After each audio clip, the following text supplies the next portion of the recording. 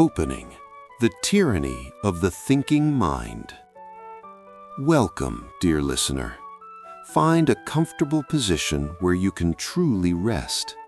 Take a slow, deep breath in and let it go with a gentle sigh. Allow your body to settle, to be held by whatever supports you. Tonight, we address one of the most common forms of modern suffering: overthinking. The endless mental chatter, the constant worry, the exhausting cycle of thoughts that never seems to stop. The mind that plans and replays, analyzes and anticipates, judges and compares, without ever truly resting. You know this experience well. The 3 a.m. worry sessions, the replaying of conversations, wondering what you should have said, the anxious anticipation of future events, the endless what-ifs and should-haves, the mental loops that run again and again without resolution, the feeling of being trapped in your own head, unable to quiet the noise. This is not a personal failing. This is not because something is wrong with you. This is the natural tendency of the untrained mind to think compulsively, without awareness, creating suffering through its very activity. But the Buddha discovered something profound. You are not your thoughts. You are the awareness in which thoughts arise.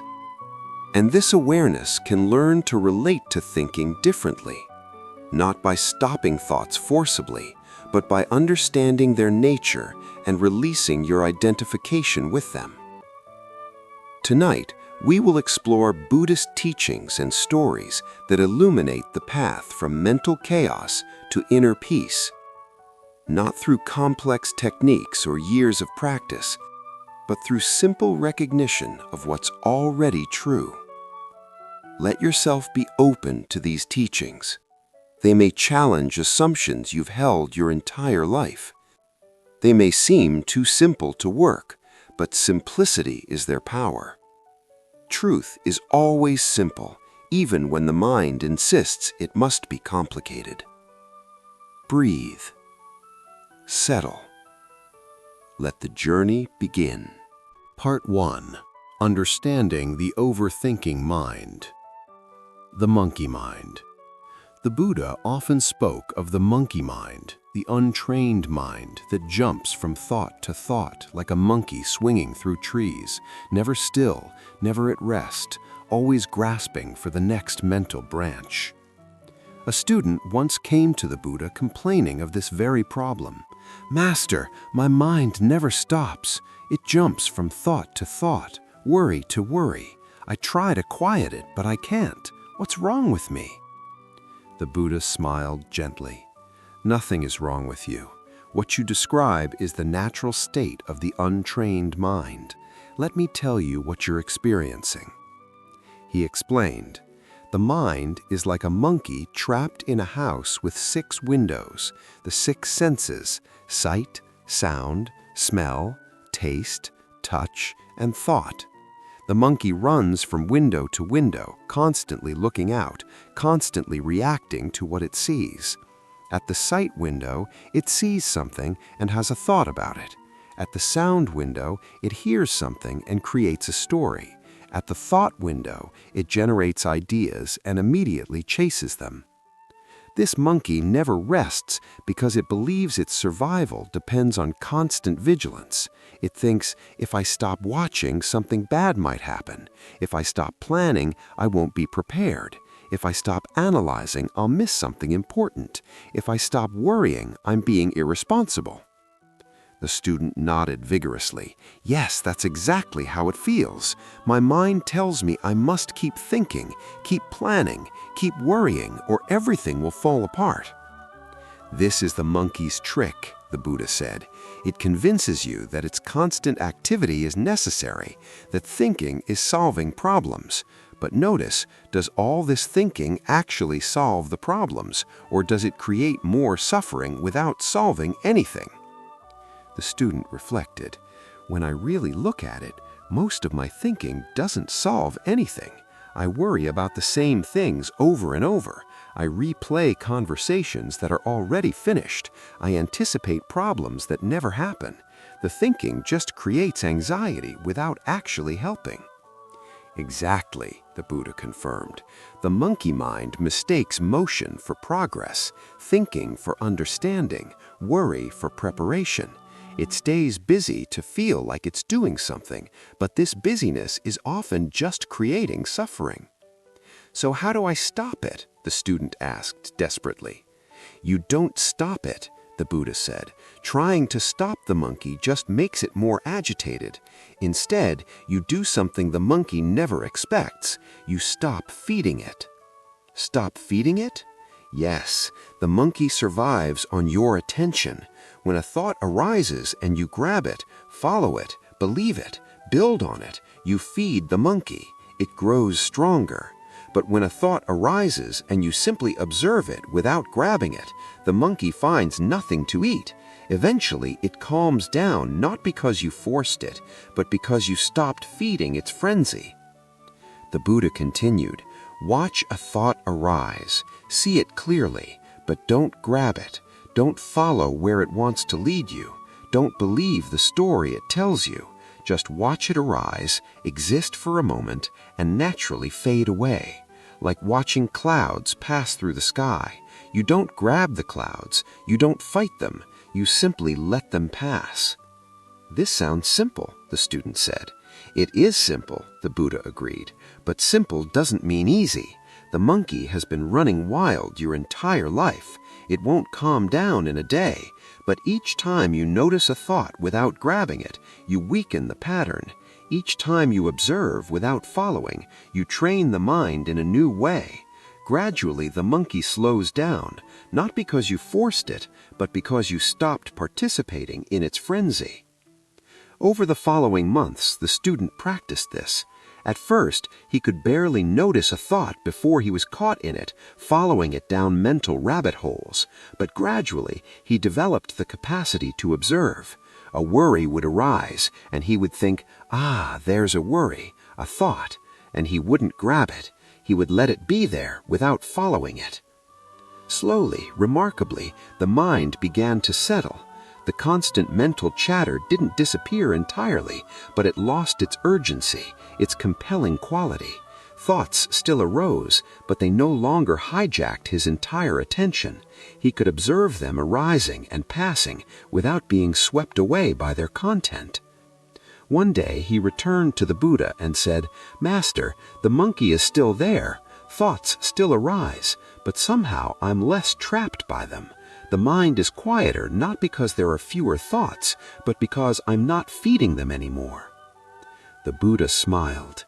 "Now you understand. The goal was never to have no thoughts. That's impossible for a living human. The goal was to change your relationship with thoughts, to see them clearly without being compelled by them, to be aware of thinking without being lost in thought. This is the beginning of inner peace, not the absence of mental activity, but freedom from being controlled by it." This teaching introduces a fundamental Buddhist insight about overthinking. The problem is not thinking itself, but our relationship to thinking. We grab thoughts, follow them, believe them, build on them, and in doing so, we feed the monkey mind's frenzy. The image of the monkey jumping from window to window captures the exhausting quality of the untrained mind. It never rests because it believes it must constantly monitor, analyze, prepare, worry. This creates suffering not because thinking is inherently bad, but because compulsive, unconscious thinking generates anxiety and exhaustion. The Buddha's instruction not to stop the monkey, but to stop feeding it is crucial. Many people try to force their minds to be quiet, which just creates more agitation. The alternative is to observe thoughts without grabbing them, a practice that requires patience but gradually transforms the mind. Consider your own experience. How much of your thinking is actually useful problem solving, and how much is just the monkey swinging from branch to branch? How often do you replay the same worries without any new insight? How often do you anticipate problems that never materialize? The practice is simple but profound. When a thought arises, notice it. Ah, there's a thought about work. There's a worry about tomorrow. There's a judgment about myself. Notice it clearly, but don't grab it. Don't follow where it wants to lead you. Let it be there and let it naturally pass, like a cloud moving through the sky. You don't grab the clouds. You don't fight them.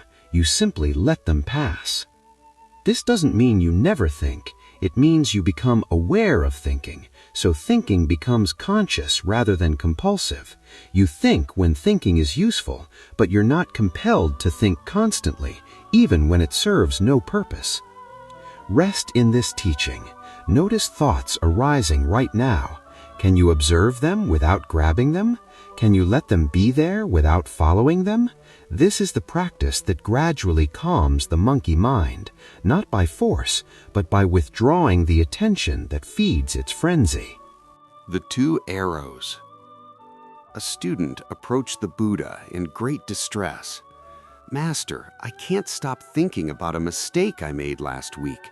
I keep replaying it in my mind, thinking about what I should have done differently, imagining what others must think of me. The thoughts are torturing me." The Buddha looked at him with compassion and said, "You are experiencing what I call the two arrows." "Two arrows?" the student asked, confused. "Yes, the first arrow is the actual event, the mistake you made. That happened. It's in the past. It caused some pain, some consequence. This is the first arrow, and you cannot avoid the first arrow. Life will strike you with first arrows, mistakes, disappointments, losses, difficulties. These are part of being human. But the second arrow," the Buddha continued, "is what you're doing to yourself right now. The endless replaying, the self-criticism, the catastrophizing about what others think of you, the constant mental replay of what you should have done differently. This is the second arrow, and you are shooting it at yourself over and over." The student sat with this, recognizing the truth of it. "The first arrow hurt," the Buddha said, "but the second arrow, the one you're shooting at yourself through overthinking, is creating far more suffering than the original event. The mistake happened once, last week, but in your mind you're reliving it hundreds of times, each replay adding more pain." "But how do I stop replaying it?" the student asked. "The thoughts just come." "They do come," the Buddha acknowledged, "but you have a choice about what you do when they arrive. Right now, when a thought about your mistake arises, you grab it, you engage with it, you follow it down the path of self-criticism and worry. This is shooting the second arrow. What if instead, when the thought arises, you recognize it? Ah, there's a thought about my mistake. You see it clearly, but you don't grab it, you don't follow it, you don't build on it.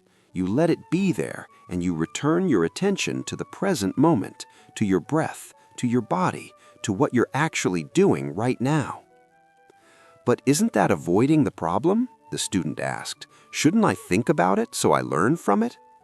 "There's a difference," the Buddha explained, "between conscious reflection and compulsive rumination. Conscious reflection happens when you deliberately choose to examine what happened, learn from it, and decide how to act differently in the future. This is useful. You do this once or a few times, you learn what you can, and you move on. Rumination is different. It's the compulsive replaying that happens without choice, without learning anything new. You've already replayed this mistake hundreds of times. Have the last 100 replays taught you anything new, or have they just created suffering?"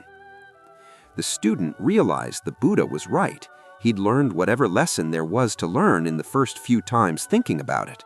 The subsequent hundreds of replays had taught him nothing except how to suffer more.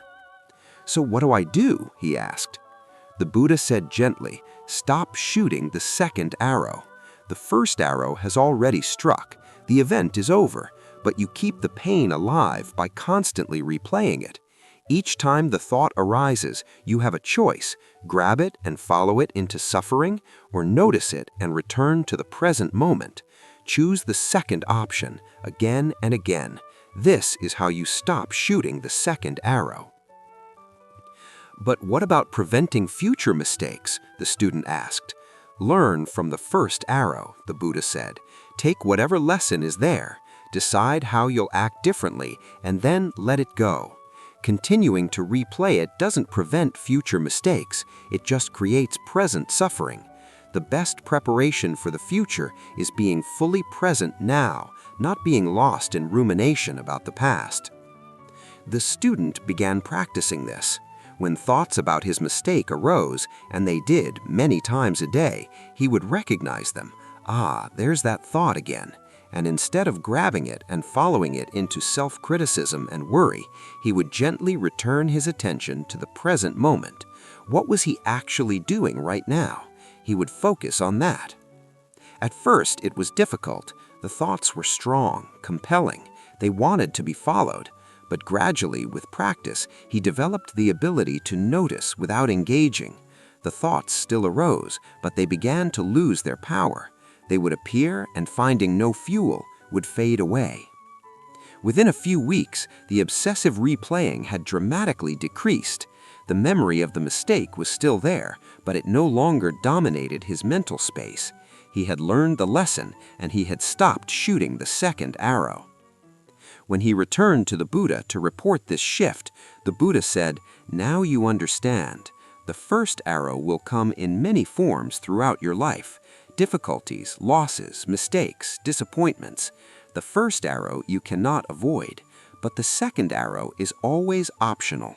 Most of your suffering comes not from the events themselves, but from your mental relationship to them, from the overthinking and rumination that keeps pain alive long after the event has passed."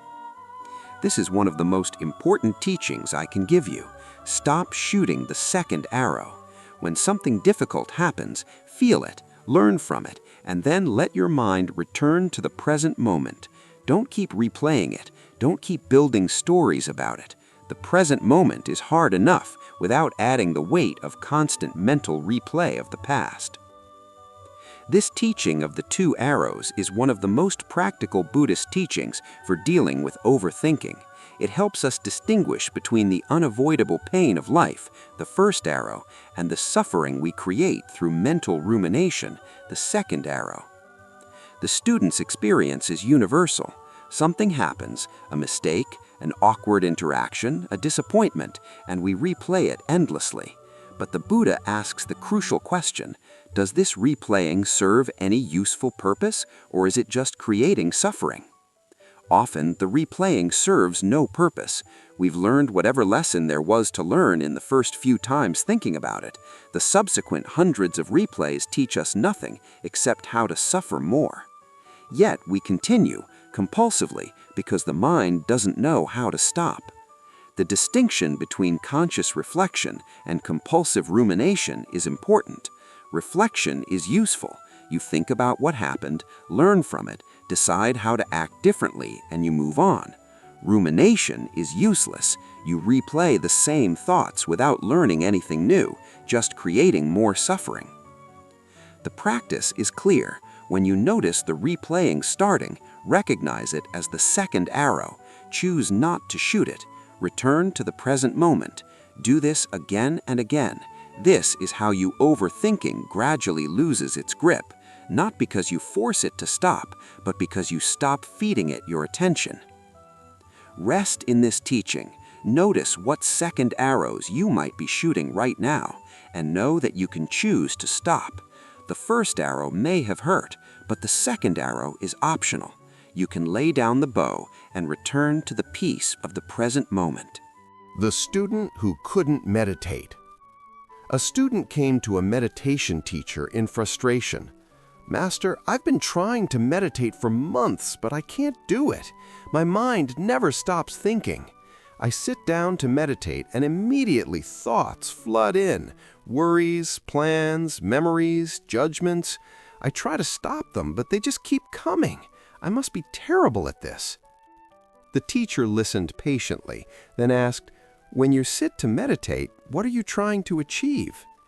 "I'm trying to stop thinking," the student said. Isn't that what meditation is? A quiet mind? Ah, the teacher said, this is where you're going wrong. You're trying to stop the river from flowing. Tell me, have you ever succeeded in stopping your thoughts? No, the student admitted. The harder I try, the more they seem to multiply. Exactly, the teacher said, because you're approaching this backwards.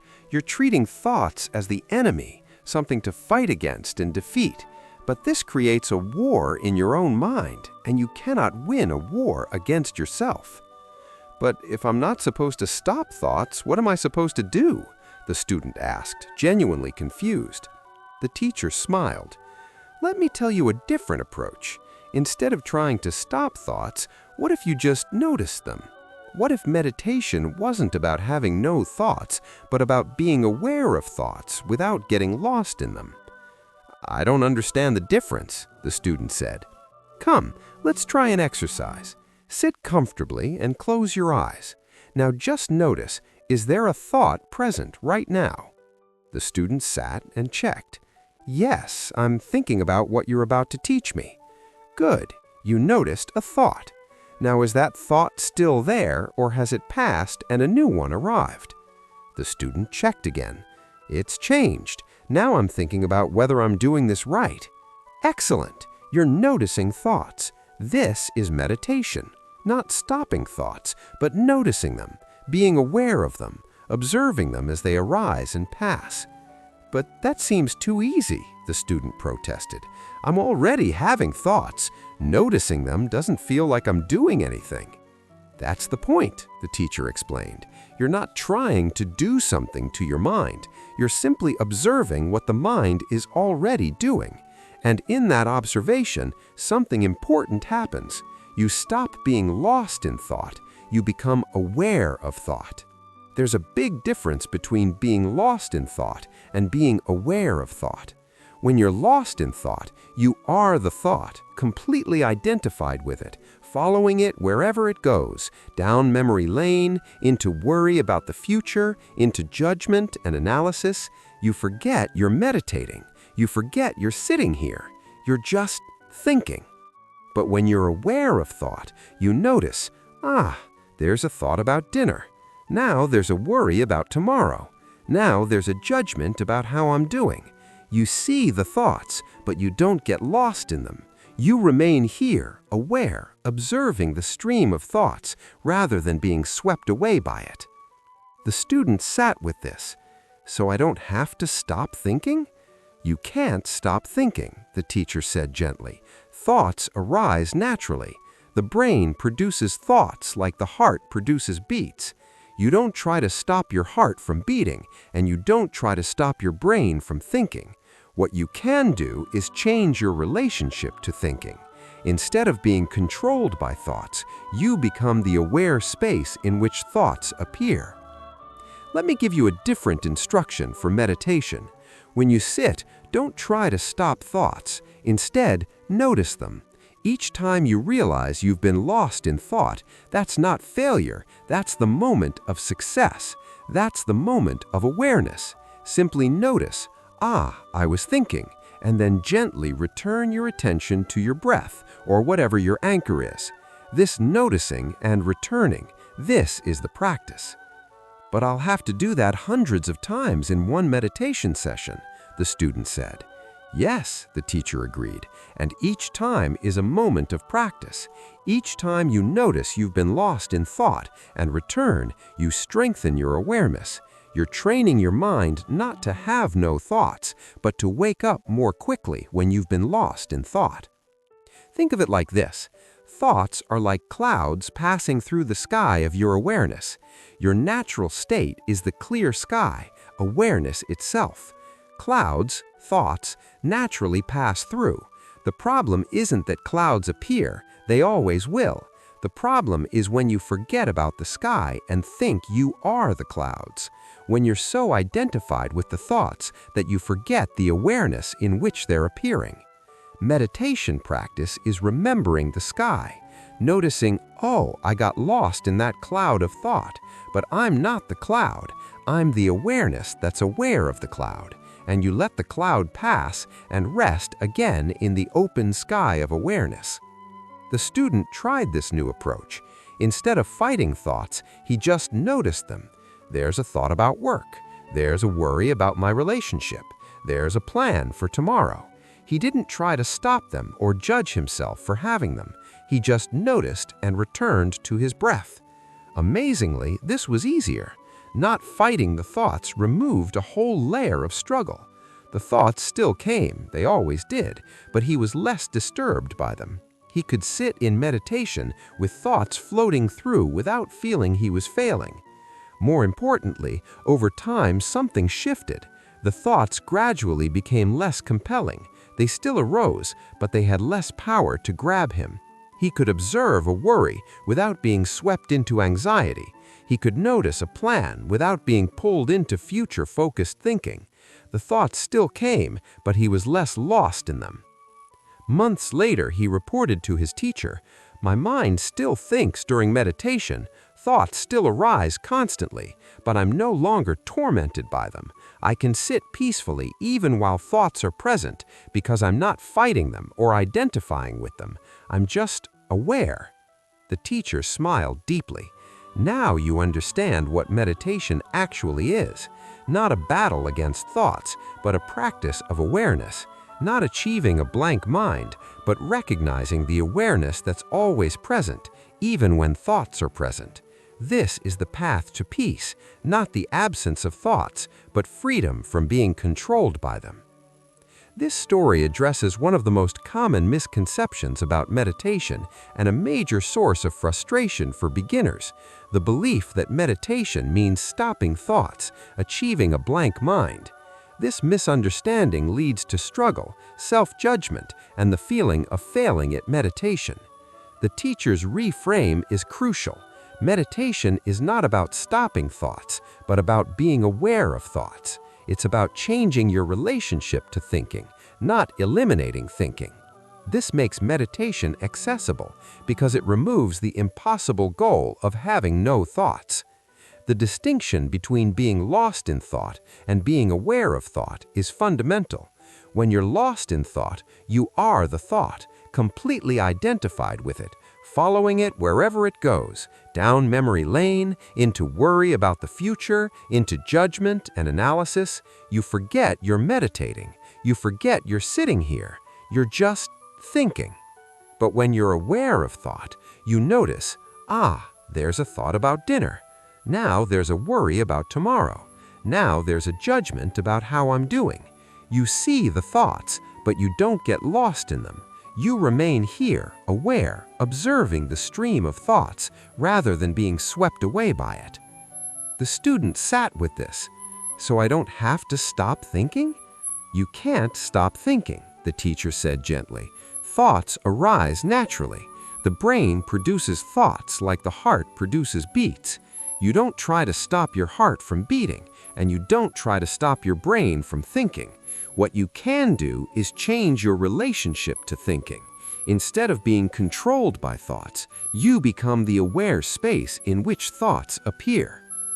Let me give you a different instruction for meditation. When you sit, don't try to stop thoughts. Instead, notice them. Each time you realize you've been lost in thought, that's not failure. That's the moment of success. That's the moment of awareness. Simply notice, I was thinking, and then gently return your attention to your breath, or whatever your anchor is.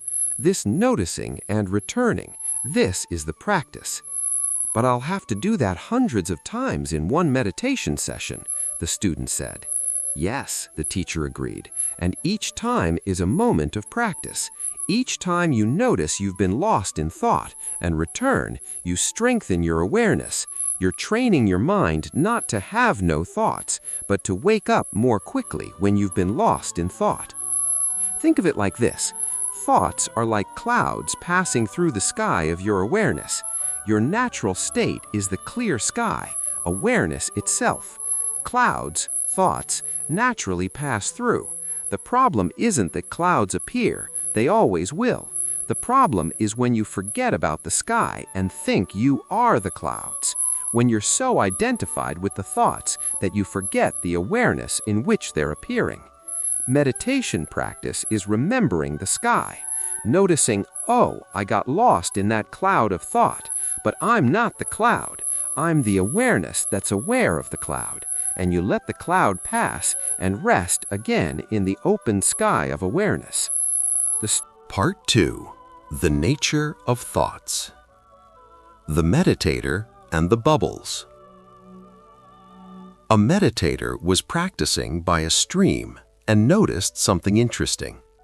Bubbles would form on the surface of the water, appear suddenly, exist for a moment, and then pop and disappear without a trace. New bubbles would constantly form and disappear, an endless process. Watching this, she had an insight. Thoughts are like these bubbles. They arise suddenly, exist for a brief moment, and disappear. New thoughts constantly form. The stream of consciousness is always bubbling with mental activity. She had been treating thoughts as solid, important things that required her attention and response. But watching the bubbles, she saw, what if thoughts are just as insubstantial as bubbles? What if they don't require anything from me except to notice them and let them pop naturally? She brought this understanding to her meditation practice. When a thought arose, I need to remember to call my mother, instead of treating it as an important message requiring immediate attention, she saw it as a bubble.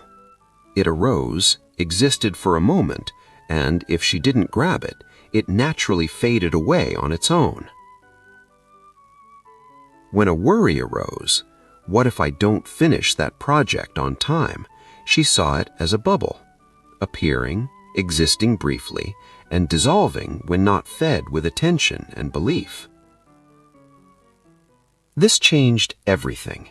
She stopped treating every thought as true, important, requiring action. She saw them as what they are, mental events, bubbles of mental energy arising and passing in the stream of consciousness. What's a thought, really? Just neurons firing in a particular pattern, energy moving through the brain. It feels solid, feels true, feels important, but it's just a bubble. Here one moment, gone the next, unless you grab it and try to hold on to it. She shared this insight with her teacher, who smiled and said, "Yes, you've discovered something important. Thoughts only have the power you give them.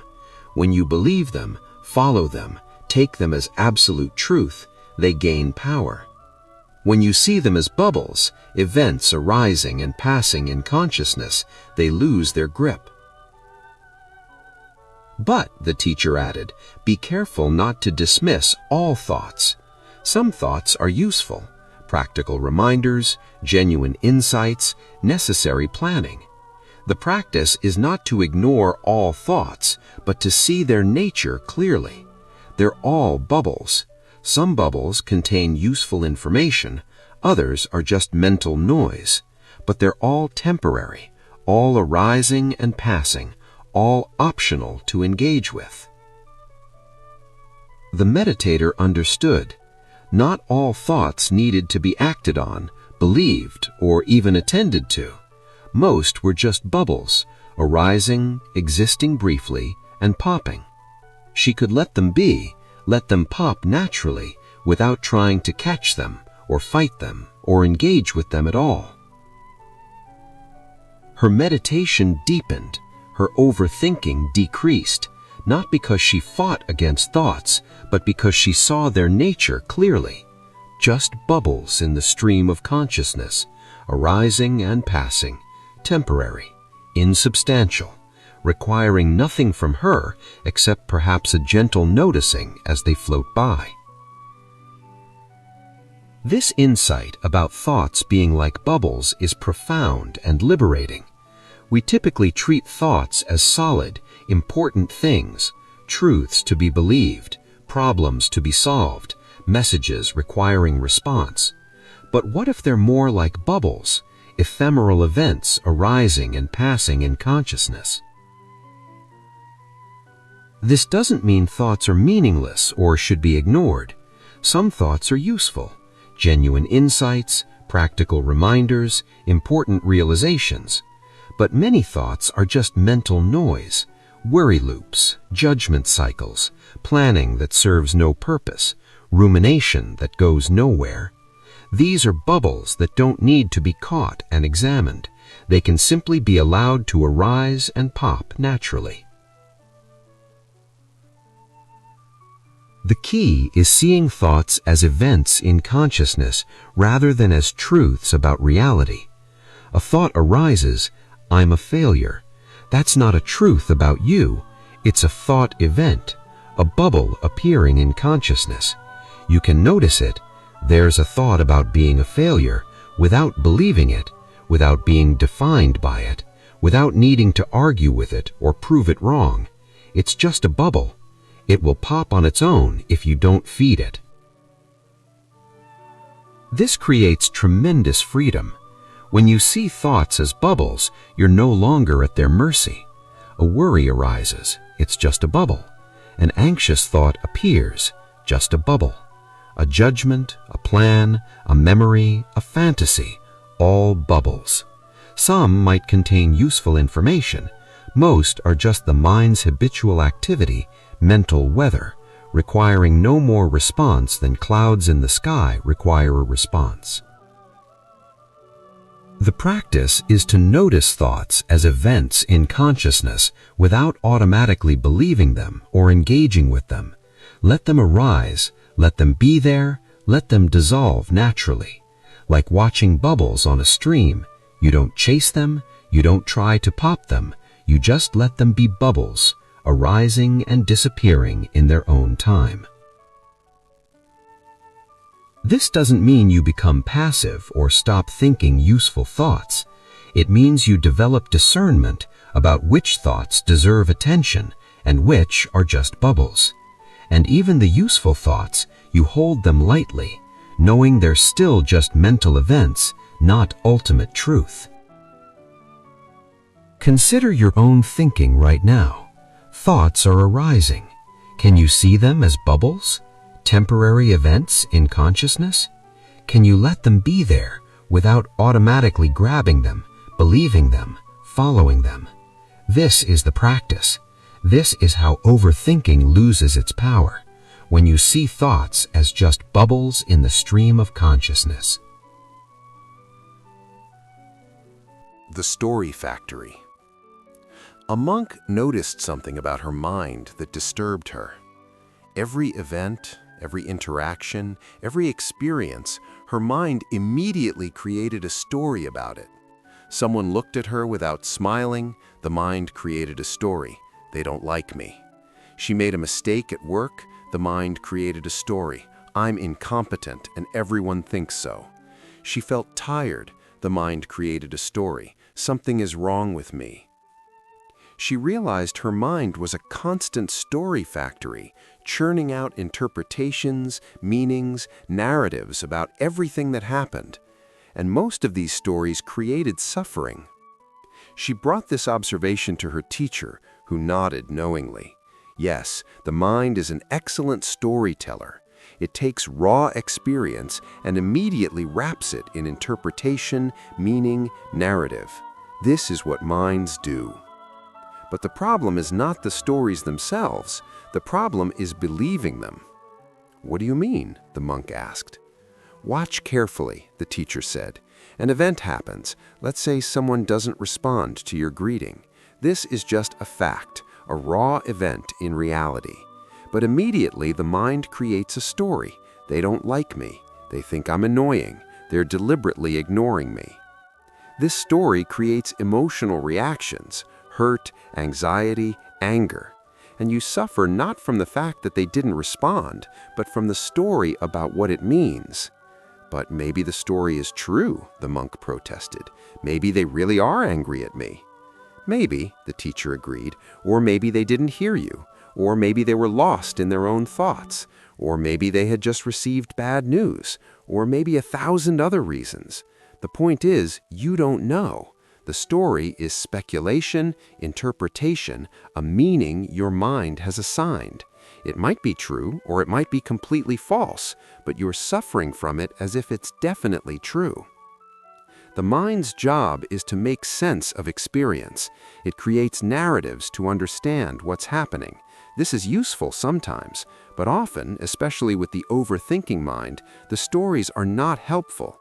They're based on limited information, filtered through old wounds and fears, distorted by the mind's negativity bias, yet we believe them completely and suffer accordingly.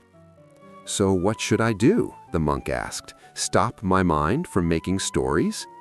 You can't stop the story factory, but you can recognize when a story is being created and question it. When you notice your mind creating a narrative, "This means that, therefore this will happen, and it means this about me," you can pause and ask, "Is this true? Do I actually know this? Or is this a story my mind has created?" More importantly, the teacher added, you can learn to separate facts from stories. The fact, "They didn't smile at you." The story, "They don't like me, I must have done something wrong, everyone probably thinks I'm annoying." See the difference? The fact is simple, clear. The story is elaborate, speculative, suffering-creating. The monk began practicing this. She noticed how prolific her story factory was, constantly creating narratives, constantly interpreting, constantly adding meaning to simple events, and she began questioning these stories rather than automatically believing them. Someone canceled lunch plans. The story immediately arose. "They don't want to spend time with me. They must find me boring." But she paused and asked, "Is this true? Do I actually know this? Or is this a story my mind has created?" And she recognized, no, she didn't know this. This was a story. The fact was lunch was canceled. Everything else was speculation. She felt anxious. The story immediately arose. "Something bad is going to happen. I can't handle this. I'm falling apart." But she paused. "Is this true?" And she recognized, no, anxiety is just a physical sensation, an emotion. The story about what it means was added on by the mind. This practice was liberating. She was still having experiences, still having thoughts, but she was no longer automatically believing every story the mind created. She could recognize stories as stories, interpretations, not facts. And this recognition created space between the event and her reaction, space where suffering could dissolve. Months later, she told her teacher, "The story factory is still operating. My mind still creates narratives constantly, but I'm no longer enslaved by them. I can see them as stories rather than truth, and this creates tremendous peace. I suffer much less, not because fewer difficult things happen, but because I believe fewer suffering-creating stories about what happens." The teacher smiled. This is wisdom.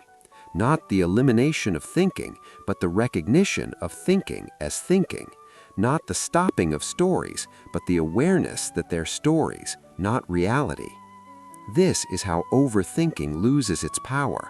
When you see that most of what you're thinking is interpretation, narrative, meaning-making that creates suffering without serving any useful purpose. This teaching about the mind as a story factory addresses one of the major ways overthinking creates suffering. The mind takes simple events and wraps them in complex interpretations, meanings, predictions, narratives, and we suffer from these stories as if they're definitely true, even though they're often speculation based on limited information and filtered through our fears and insecurities. The teacher's distinction between facts and stories is crucial. Facts are simple, clear, observable. Stories are interpretations, meanings assigned, narratives created. Someone didn't smile at you, that's a fact. They don't like me, that's a story. You made a mistake, that's a fact. I'm incompetent and everyone thinks so, that's a story. We suffer primarily from stories, not from facts. The fact is usually manageable, but the story can be devastating, and most of the time the story is speculation, not truth, yet we believe it completely and create suffering accordingly. The practice is to recognize when you're creating stories and question them. Is this true? Do I actually know this? Or is this an interpretation, a narrative my mind has created? This questioning doesn't mean the story is false. It might be accurate, but it reveals that it's a story, not a known fact, and this creates space between the event and your emotional reaction. Consider your own thinking. How many of your thoughts are facts and how many are stories? When you worry about the future, you're creating a story about what might happen.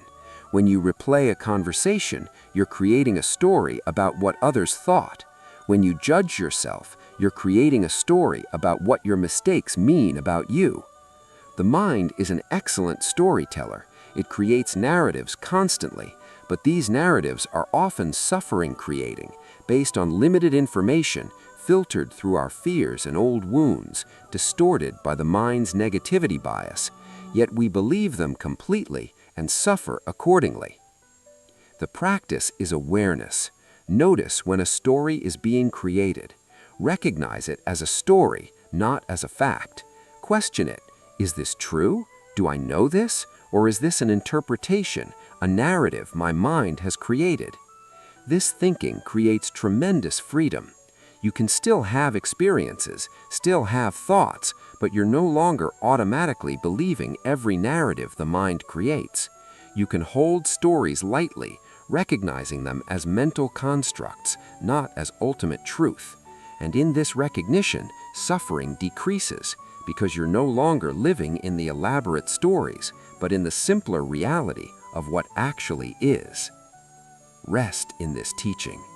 Notice what stories your mind is creating right now. Can you recognize them as stories rather than facts? Can you question them rather than automatically believing them? This is the practice. This is how the story factory loses its power to create suffering. Part 3. The Path to Peace. The Lake of the Mind. A student asked a master, "How can I find inner peace when my mind is so disturbed? My thoughts are like a storm, constant, chaotic, overwhelming. I've tried to quiet them, but failed." The master led the student to a lake. The surface was churning with waves, stirred up by wind. The water was murky with sediment. "What do you see?" the master asked. "A disturbed lake," the student replied. "The water is rough and unclear." "And what would you do to make it calm and clear?" I don't know, make the wind stop, force the waves to be still, remove the sediment?" The master smiled. "All of these would require great effort and likely wouldn't work, but watch." They sat by the lake for hours. Gradually, the wind died down naturally. As the wind ceased, the waves grew smaller. As the waves stilled, the sediment began to settle. By afternoon, the lake was calm and clear, reflecting the sky perfectly. "You did nothing," the student observed. "Exactly," the master said. "The lake didn't become calm because I made it calm. It became calm because the conditions that were disturbing it changed, and its natural state of clarity was revealed. The lake's nature is to be still and clear. The disturbance was temporary, caused by external conditions." "Your mind is like this lake," the master continued. "Its nature is clear and peaceful, but it's been disturbed by the winds of thoughts, the waves of emotions, the sediment of worries and plans and memories. You've been trying to force it to be calm, which is like trying to force the waves to stop. This only creates more disturbance." "So what should I do?" the student asked. "Stop adding to the disturbance," the master said simply. "Stop feeding the winds that create the waves. Stop stirring up more sediment. The mind will settle naturally when you stop disturbing it." "But I don't know how to stop," the student said. You stop by recognizing what creates disturbance. Each time you grab a thought and follow it, you create a wave. Each time you resist what is, you create a wave. Each time you worry about the future or regret the past, you create waves. These are the winds that disturb the mind. The practice is simple. When you notice you're creating waves, grabbing thoughts, resisting reality, feeding worry, you stop. Not by forcing, but by simply recognizing what you're doing and choosing not to do it. You let the thought be there without grabbing it. You accept what is without resisting it. You return to the present without following the mind into past or future. This is like the wind dying down. When you stop creating the conditions for disturbance, the mind naturally settles. The waves grow smaller, the sediment begins to sink, and gradually your mind's natural clarity reveals itself. The student practiced this. Instead of fighting his thoughts or trying to force his mind to be quiet, he simply stopped feeding the disturbance. When a thought arose and he felt the impulse to grab it, he noticed this and let it pass. When resistance arose to his present experience, he noticed this and softened into acceptance. When his mind wanted to wander into future worries or past regrets, he noticed this and returned to now. It was subtle at first. The mind was still stormy, still full of waves, but slowly he noticed moments of calm, brief spaces between thoughts, moments when the churning settled. These moments grew longer and more frequent. The storm was subsiding not because he was forcing it, but because he was stopping feeding it. After some weeks, he returned to the master by the lake. It was a calm day, and the lake was perfectly still, reflecting the sky like a mirror. "I understand now," the student said. "I don't need to make my mind peaceful. I need to stop making it disturbed. Peace is my mind's natural state when I'm not constantly stirring it up." The master smiled. "Yes, the lake is always perfect beneath the waves. Your mind is always peaceful beneath the thoughts. You don't create peace, you reveal it by stopping the creation of disturbance. This is the path to inner peace, not achievement, but revelation of what already is." Part 4. Letting go of control. The man who tried to control everything. There was once a man who believed that if he thought about things enough, planned carefully enough, anticipated every possibility, he could control outcomes and prevent bad things from happening. So he thought constantly, running through scenarios, making contingency plans, worrying about what could go wrong. His mind never rested. At night, he would lie awake thinking about the next day. During the day, he would think about the week ahead. He exhausted himself with mental preparation, believing this was responsible, mature, necessary. One day, despite all his planning, something unexpected happened. A business deal fell through, a relationship ended, a health issue arose. All his thinking, all his planning, all his worry had not prevented it. He felt devastated, not just by the event, but by the failure of his strategy. If all that thinking couldn't prevent this, what was it for? In despair, he sought out a Buddhist teacher. "I've tried to control my life through careful thinking and planning," he said, "but I can't control anything. What's the point of thinking at all if I can't prevent bad things?" The teacher looked at him with compassion. "You've discovered something important, that thinking and worrying don't give you control, but your conclusion is only half right. The question is not, what's the point of thinking, but what kind of thinking serves you? There are two kinds of thinking, useful thinking and useless thinking. Useful thinking is practical planning based on what you know now, followed by action. Useless thinking is worry, rumination, running through endless scenarios of what might happen, trying to control outcomes through mental effort. You've been doing the second kind. You've been trying to control life through thinking, but thinking doesn't create control. It creates the illusion of control while generating anxiety. You think if you worry enough, plan enough, anticipate enough, you'll be safe, but you're not safer. You're just more anxious. The man felt this truth deeply. So what should I do? Do what needs to be done with the information you have, and then let go. Plan appropriately, yes. Take responsible action, yes, but then release the outcome. Let life unfold as it will. You can't control it through thinking, and trying to do so just creates suffering. But isn't it irresponsible to not think ahead, to not prepare?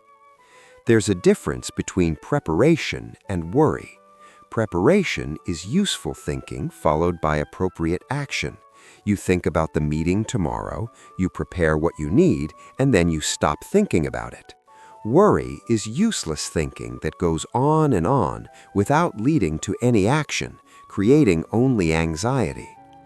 The test is simple. Is this thinking leading to action I can take now? If yes, think it through and act. If no, if it's just cycling in your head without producing anything except anxiety, it's useless. Stop feeding it. The man began trying this. When his mind wanted to worry about a future event, he would ask, is there action I can take now based on this thinking? If yes, he would take the action and stop thinking about it. If no, he would recognize the thinking as useless worry and let it go. It was difficult at first. His mind had been in control mode for so long. It wanted to keep thinking, keep planning, keep worrying. The mind insisted this was necessary, but he practiced letting go. I've done what I can. The outcome is not in my control. I release it. Gradually, something shifted. He began to see how much mental energy he'd been wasting on trying to control what couldn't be controlled. He began to experience the relief of letting go, the peace of accepting uncertainty instead of fighting it with endless thinking. Difficult things still happened. Life was still unpredictable, but he suffered less because he was no longer adding the suffering of constant worry to actual difficulties. He dealt with problems as they arose, rather than exhausting himself trying to prevent every possible problem through mental effort. He realized that trying to control life through thinking had been making him miss his actual life. He'd been so lost in thoughts about the future that he was never present for now. His relationships had suffered because he was always mentally elsewhere, always planning, always worrying. His health had suffered from the chronic stress of trying to control the uncontrollable. When he returned to the teacher months later, he said, "I understand now. I can't control life through thinking, but I can choose what I do with my thinking.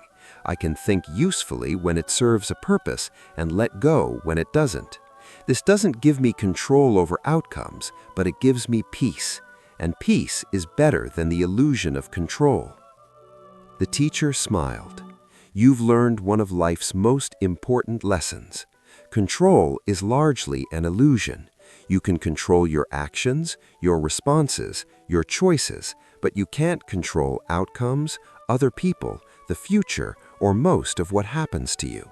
Trying to control these things through thinking is futile and exhausting. The alternative is not to stop thinking or planning. It's to plan appropriately, take wise action, and then release the outcome.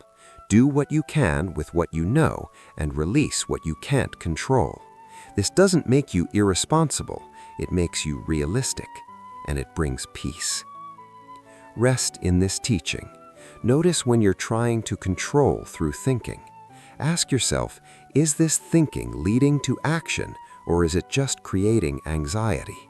If it's just creating anxiety, practice letting go. You can't control the future through worry. You can only exhaust yourself trying. Let go of the need to control. Take appropriate action and release the outcome. This is wisdom. This is peace. This is freedom from the tyranny of the controlling mind. The monk who planned everything. A monk was known in his monastery for meticulous planning. Every day was carefully scheduled. Every task had a plan. Every eventuality had a contingency. He prided himself on his organization and preparedness. One day, a senior monk asked him to travel to a distant town to deliver a message. The monk spent hours planning the journey, what route to take, where to stop, what to bring, what might go wrong, and how to handle it. He had plans A through E for various scenarios. He set off on his perfectly planned journey. Within an hour, it began to rain, something he hadn't anticipated. The road became muddy, making his planned route impassable. He had to take a different path. On the new path, he encountered a sick traveler who needed help. This wasn't in his plan, but he couldn't leave the person, so he stopped to help, losing several hours. When he finally arrived at his destination, it was late. The person he was supposed to deliver the message to wasn't there. His whole carefully constructed plan had fallen apart. He felt frustrated, anxious, like he'd failed. When he returned to the monastery, the senior monk said, "Everything went wrong. None of my plans worked out." The senior monk asked, "Did you deliver the message?" "Eventually, yes, the next day." "Did you help the sick traveler?" "Yes." "So your purpose was fulfilled and you helped someone in need. What went wrong?" The young monk was confused, but nothing went according to plan. The senior monk smiled. Exactly. And yet, everything worked out. The message was delivered. Help was given where needed. You arrived safely. What more do you want? "But I felt so out of control," the monk admitted. "I didn't know what to do when my plans fell apart." "Ah, now we're getting to it. Your planning wasn't really about efficiency or preparedness. It was about trying to feel in control. You thought if you planned enough, you could prevent uncertainty and surprise. But life doesn't work that way. Life is uncertain, surprising, unpredictable. No amount of planning can eliminate that." "So I shouldn't plan?" the young monk asked. "Plan, yes, but hold your plans lightly. A plan is a guide, not a rigid structure. When conditions change, and they always do, be willing to adapt, to respond to what's actually happening rather than insisting on your plan. The planning mind that tries to control everything actually makes you less able to respond appropriately when unexpected things happen." "But how do I know what to do if I don't have a plan?" "You respond to what's in front of you. Rain comes, you adjust your route. A sick person needs help, you help. The person isn't there, you wait or come back. Each moment presents what it presents, and you respond. This is much more effective than rigidly trying to follow a plan that no longer fits reality." The young monk thought about this. "So planning is okay, but I shouldn't be attached to my plans?" "Exactly. Make a plan if it's useful, but remember that a plan is based on assumptions about future conditions, and those assumptions are often wrong. Life is too complex, too unpredictable for any plan to account for everything.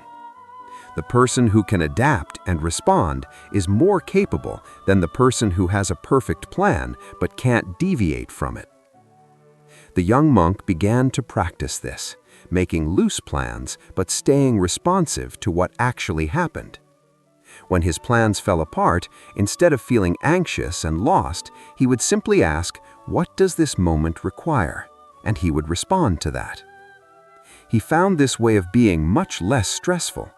He still made plans, but he wasn't enslaved by them. When the unexpected happened, and it always did, he could adapt fluidly, rather than feeling his whole structure had collapsed. More importantly, he began to enjoy life more. When he was rigidly following plans, he was always in his head, checking against his schedule, monitoring his progress. But when he became more flexible and responsive, he could actually be present for his experiences. He could notice the beauty of the unexpected detour.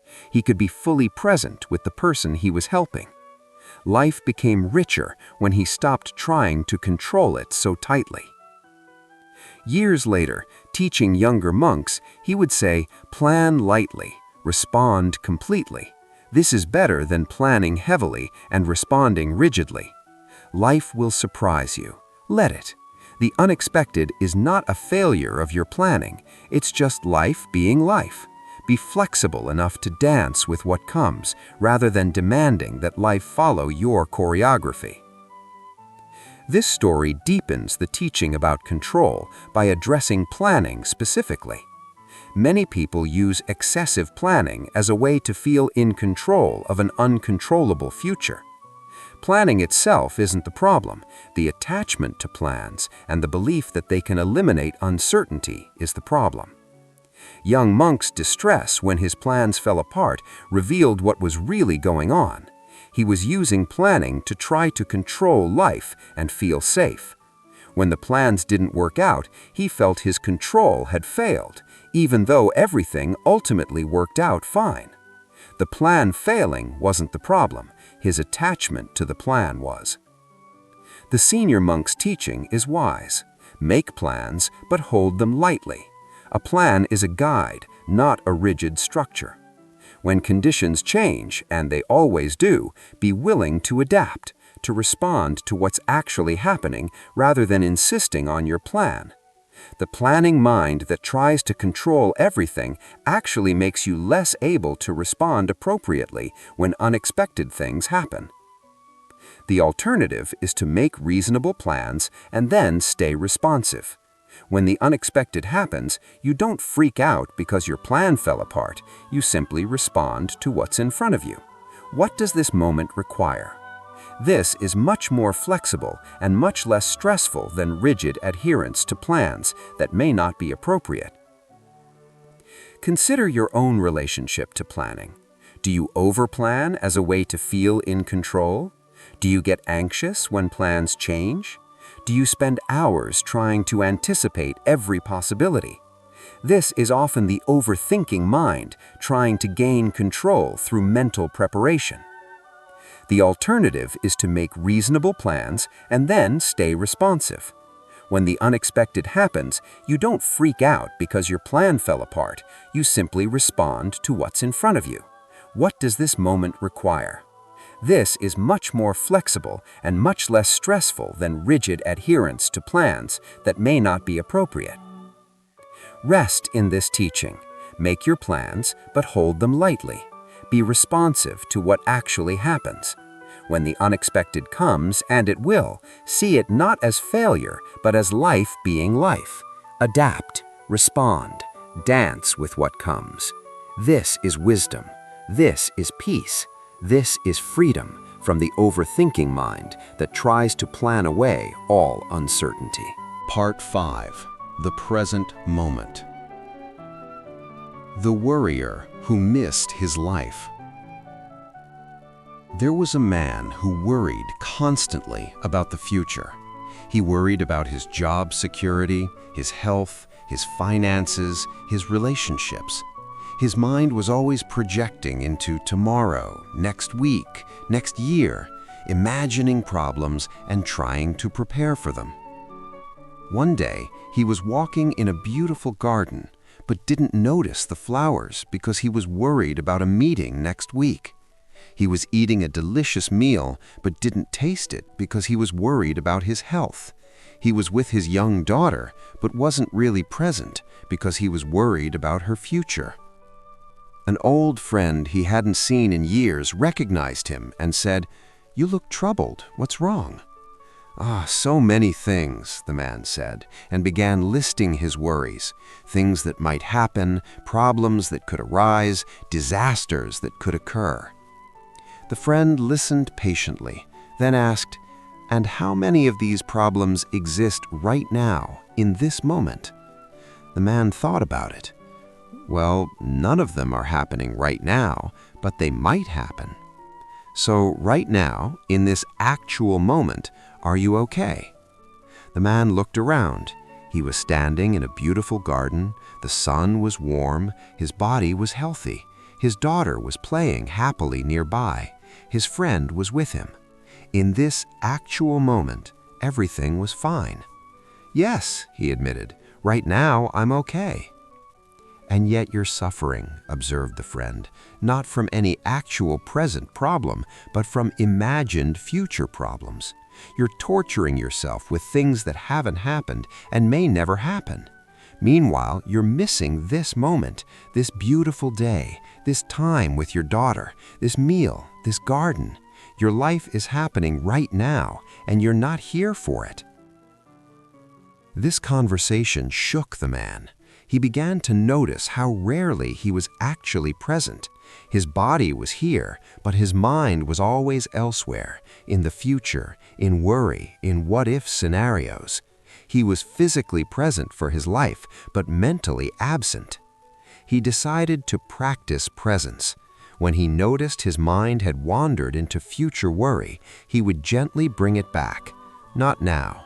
Right now, I'm here." When anxiety about tomorrow arose, he would check, "Am I okay right now, in this moment?" Usually he was. The present moment is usually manageable. It's the imagined future that's terrifying. At first, this was difficult. His mind was habituated to worry, addicted to future thinking.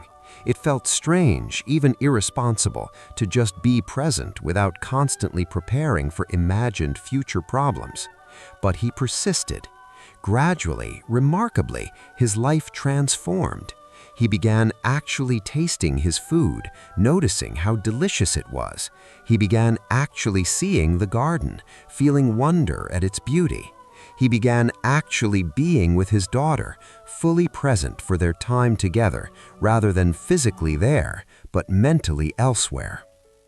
And he discovered something surprising. Being present didn't make him less prepared for the future.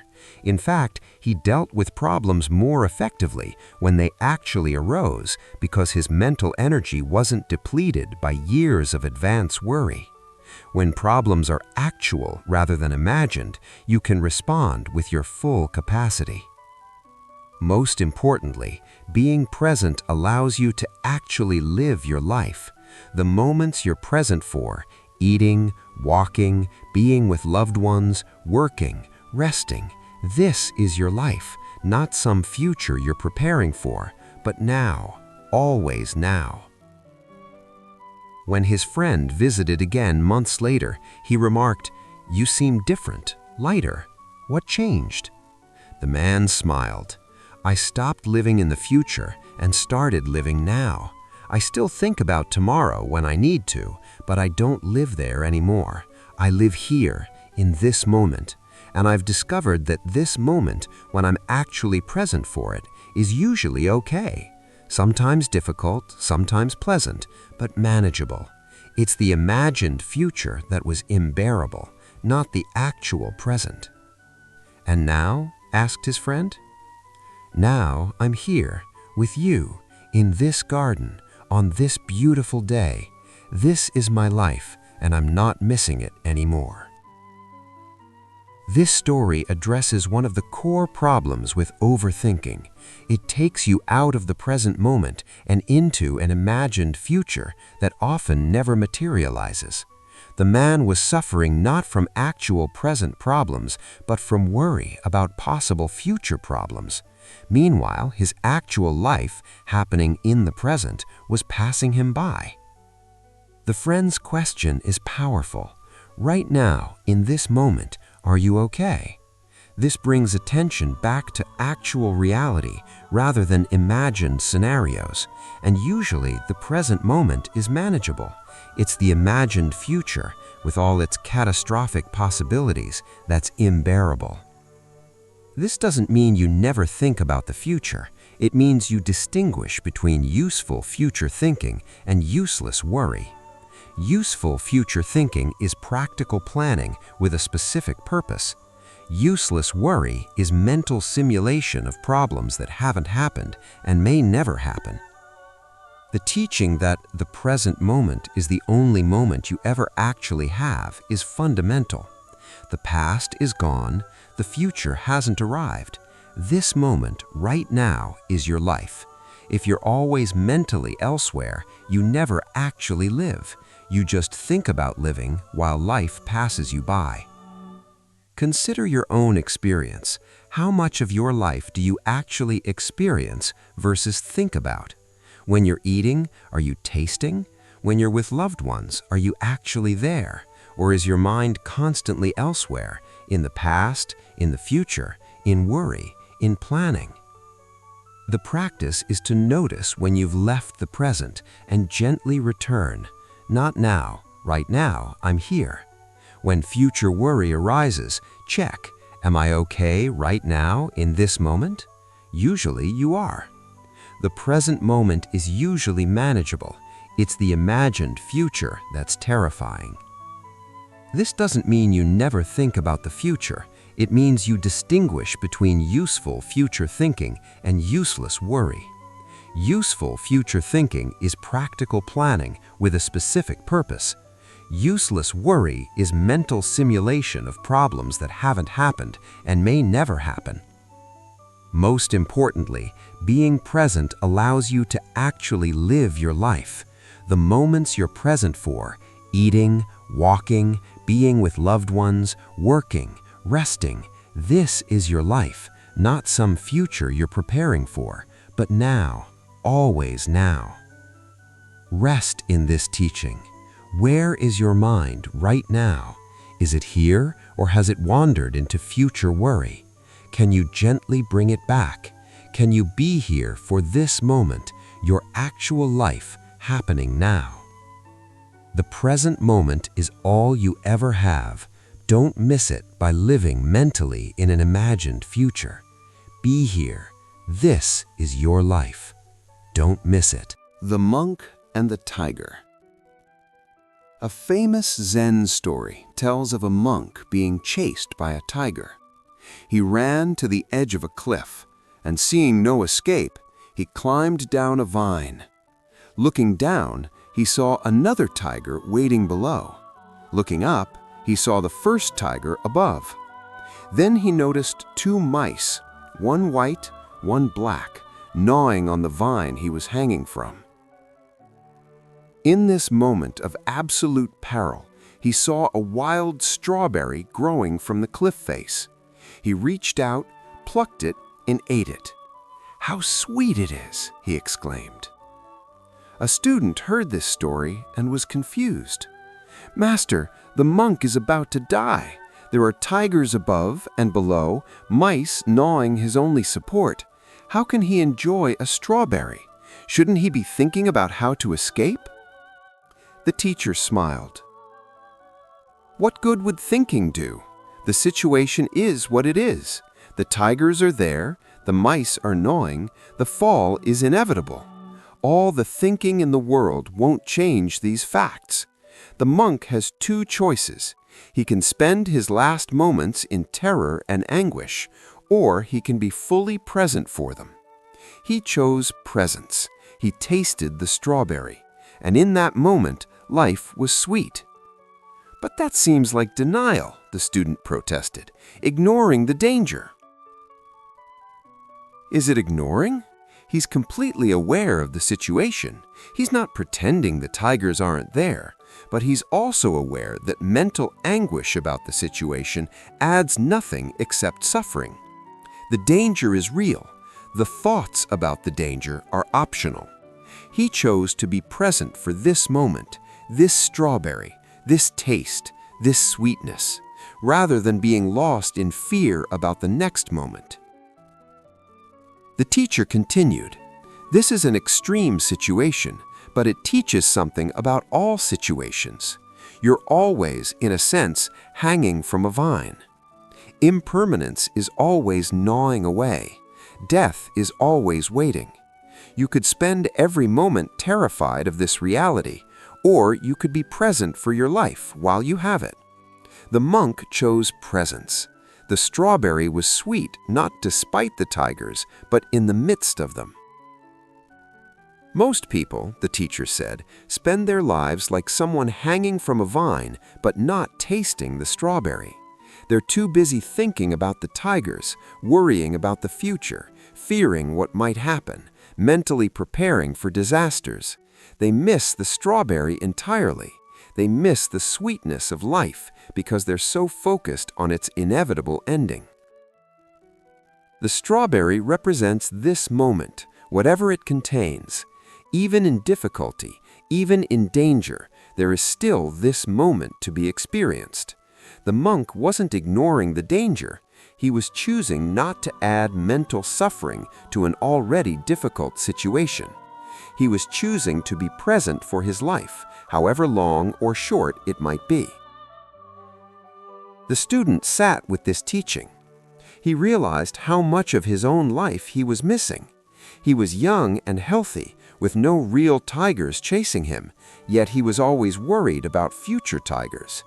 He was missing the strawberries of his actual life, the beauty around him, the love available to him, the simple pleasures of existence, because he was mentally elsewhere, worrying about problems that hadn't happened yet. He began to practice what the monk demonstrated, being present for his life regardless of what it contained. When difficulties arose, he dealt with them practically, but didn't add layers of mental anguish. When pleasant moments came, he was actually there to experience them, rather than being lost in thought about something else.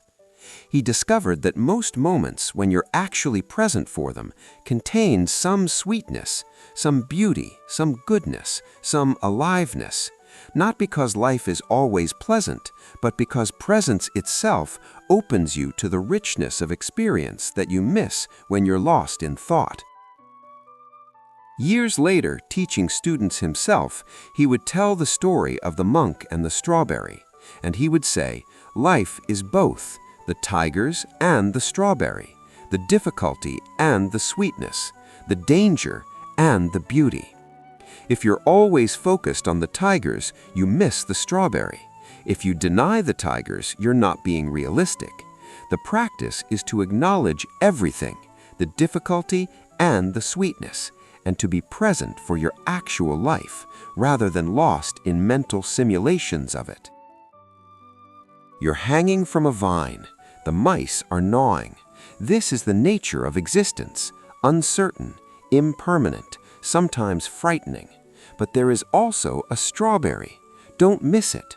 Be present for your life. Taste the sweetness that's available, even in the midst of difficulty. This is not denial. This is wisdom. This is how to live fully, even while knowing that life is uncertain and impermanent. Taste the strawberry. The tigers are real, but the sweetness is too. Don't miss it. Part 6. Working with difficult emotions. The anxious monk. A monk struggled with intense anxiety. His mind would race with worries. His body would tense with fear. His chest would tighten with dread. He tried to meditate the anxiety away, to think positive thoughts, to convince himself there was nothing to worry about. Nothing helped. In desperation, he went to his teacher. "Master, I am plagued by anxiety. I've tried everything to get rid of it, but it won't go away. What should I do?" The teacher asked, "What have you tried?" "I've tried to think different thoughts, to reassure myself, to meditate it away, to distract myself, to just not think about what makes me anxious. But it always comes back, often stronger than before." "Ah," the teacher said, "you've been treating anxiety as an enemy to be defeated. This is why it persists. What you resist persists." "So I should just accept being anxious all the time?"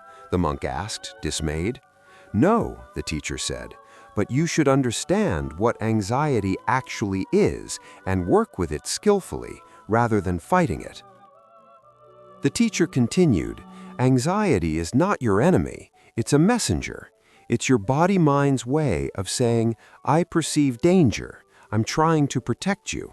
It's a survival mechanism, not an attack. When you fight it, you're essentially telling your body-mind, your attempts to protect me are wrong and bad. This creates more alarm, more anxiety. But there's no real danger most of the time, the monk protested. My anxiety is irrational. From your conscious mind's perspective, yes, the teacher agreed. Your rational mind knows there's no tiger chasing you, but your anxiety doesn't know that. It just knows that certain thoughts or situations trigger an alarm response. Fighting the alarm doesn't turn it off, it reinforces it. So what do I do? You meet anxiety differently, the teacher explained. Instead of fighting it, you acknowledge it. Instead of trying to get rid of it, you allow it to be there. Instead of treating it as an enemy, you treat it as a frightened child who needs reassurance. When anxiety arises, notice where you feel it in your body: the tight chest, the tense belly, the racing heart. Instead of trying to make these sensations go away, be present with them. Breathe into them. Say to yourself, there is anxiety here. It's okay. I can be present with this. But won't that make it worse? The monk asked. Try it and see, the teacher suggested. The fear is that if you allow anxiety, it will overwhelm you. But actually, the fighting is what creates the overwhelm. When you stop fighting and just allow the sensations to be there, something shifts. Not immediately, but gradually. The monk tried this practice. The next time anxiety arose, instead of immediately trying to think it away or distract himself, he noticed where he felt it: tight chest, tense stomach, rapid heartbeat. Instead of fighting these sensations, he breathed into them. There is anxiety here. These are just sensations. I can be present with this. The anxiety didn't immediately disappear, but something did change. The layer of panic about the anxiety lessened. He was anxious, but he wasn't panicking about being anxious. He continued this practice. Each time anxiety arose, he would locate it in his body and be present with the sensations rather than fighting them. He would acknowledge the worried thoughts without getting lost in them. Ah, anxiety thoughts. They're just thoughts. I don't have to follow them or believe them. Over weeks and months, something remarkable happened. The anxiety didn't disappear entirely, but its quality changed. Instead of being a terrifying experience that hijacked his whole system, it became more like a wave. It would arise, peak, and then naturally subside if he didn't fight it. More importantly, he stopped being afraid of the anxiety itself. He realized that the anxiety about being anxious had been worse than the anxiety itself. When he could allow anxiety without adding the second layer of panic and resistance, it was manageable. He went back to his teacher and reported this shift. The teacher nodded knowingly. You've discovered something important. Difficult emotions are part of being human. They will arise. The question is not how to eliminate them, but how to relate to them. When you fight them, you create suffering. When you allow them while staying present, you can ride them like waves. The overthinking mind tries to think its way out of difficult emotions. It analyzes the anxiety, tries to fix it, goes into elaborate mental strategies to get rid of it. But this is just more mental activity, more fuel for the anxious state. The alternative is to drop down from the thinking mind into direct experience, feeling the sensations in the body, being present with them, allowing them without resistance. This doesn't mean you enjoy difficult emotions. It means you stop making them worse by adding layers of resistance and mental story. You feel the actual emotion without all the drama about the emotion, and this is much more manageable. Consider your own difficult emotions. Do you fight them? Try to think them away? Create elaborate mental strategies to avoid them? What if you tried a different approach, allowing them, feeling them in your body, being present with them without resistance? This is not easy. It goes against the mind's natural tendency to avoid discomfort, but it's more effective than fighting. Emotions are part of being human. They will arise. The question is not how to eliminate them, but how to meet them with resistance or presence. Rest in this teaching. If difficult emotions are present right now, can you locate them in your body? Can you feel the sensations without fighting them? Can you allow them to be there without adding layers of mental story? This is the practice. This is how you work skillfully with what you cannot control. Part 7. The Practice of Acceptance. The Man Who Fought Reality. There was a man who spent his life fighting against how things were. If it rained, he resented it. It shouldn't be raining. If someone disappointed him, he couldn't let it go. They shouldn't have done that. If things didn't go according to his plans, he was outraged. This isn't how it's supposed to be. His constant refrain was, "This shouldn't be happening." And with those words, he created immense suffering for himself, because things were happening exactly as they were, regardless of his belief that they shouldn't. One day, exhausted by his constant battles with reality, he sought out a Buddhist teacher. "Life is so unfair," he said. "Things keep happening that shouldn't happen. People keep acting in ways they shouldn't act. Nothing is as it should be." The teacher listened, then asked a simple question. "According to whom shouldn't these things be happening?" The man was confused. "According to logic, to fairness, to how things should be." "Ah," said the teacher, "so you have an idea in your mind of how reality should be, and when reality doesn't match your idea, you suffer." "Yes, exactly," said the man, feeling validated. "Reality is wrong." The teacher smiled gently. "Or perhaps your ideas about how reality should be are wrong. Reality is always right. By definition, reality is what is. It's your thoughts about how reality should be different that create your suffering." "But bad things happen," protested the man. "Are you saying I should just accept everything?" "I'm saying," the teacher explained, "that fighting against what already is creates suffering without changing anything. Something has already happened. Fighting against it doesn't make it unhappen. It just makes you suffer while it's happening. Let me ask you, when it rains and you say it shouldn't be raining, does the rain stop? No. When someone disappoints you and you say they shouldn't have done that, does it change what they did? No. So this fighting against what is, does it change reality? No, the man admitted. Then what does it do? The man thought about this and realized, it just makes me suffer more. Yes, said the teacher, you take a difficult situation and make it worse by adding your resistance to it. The rain is just rain. Your thought it shouldn't be raining adds suffering.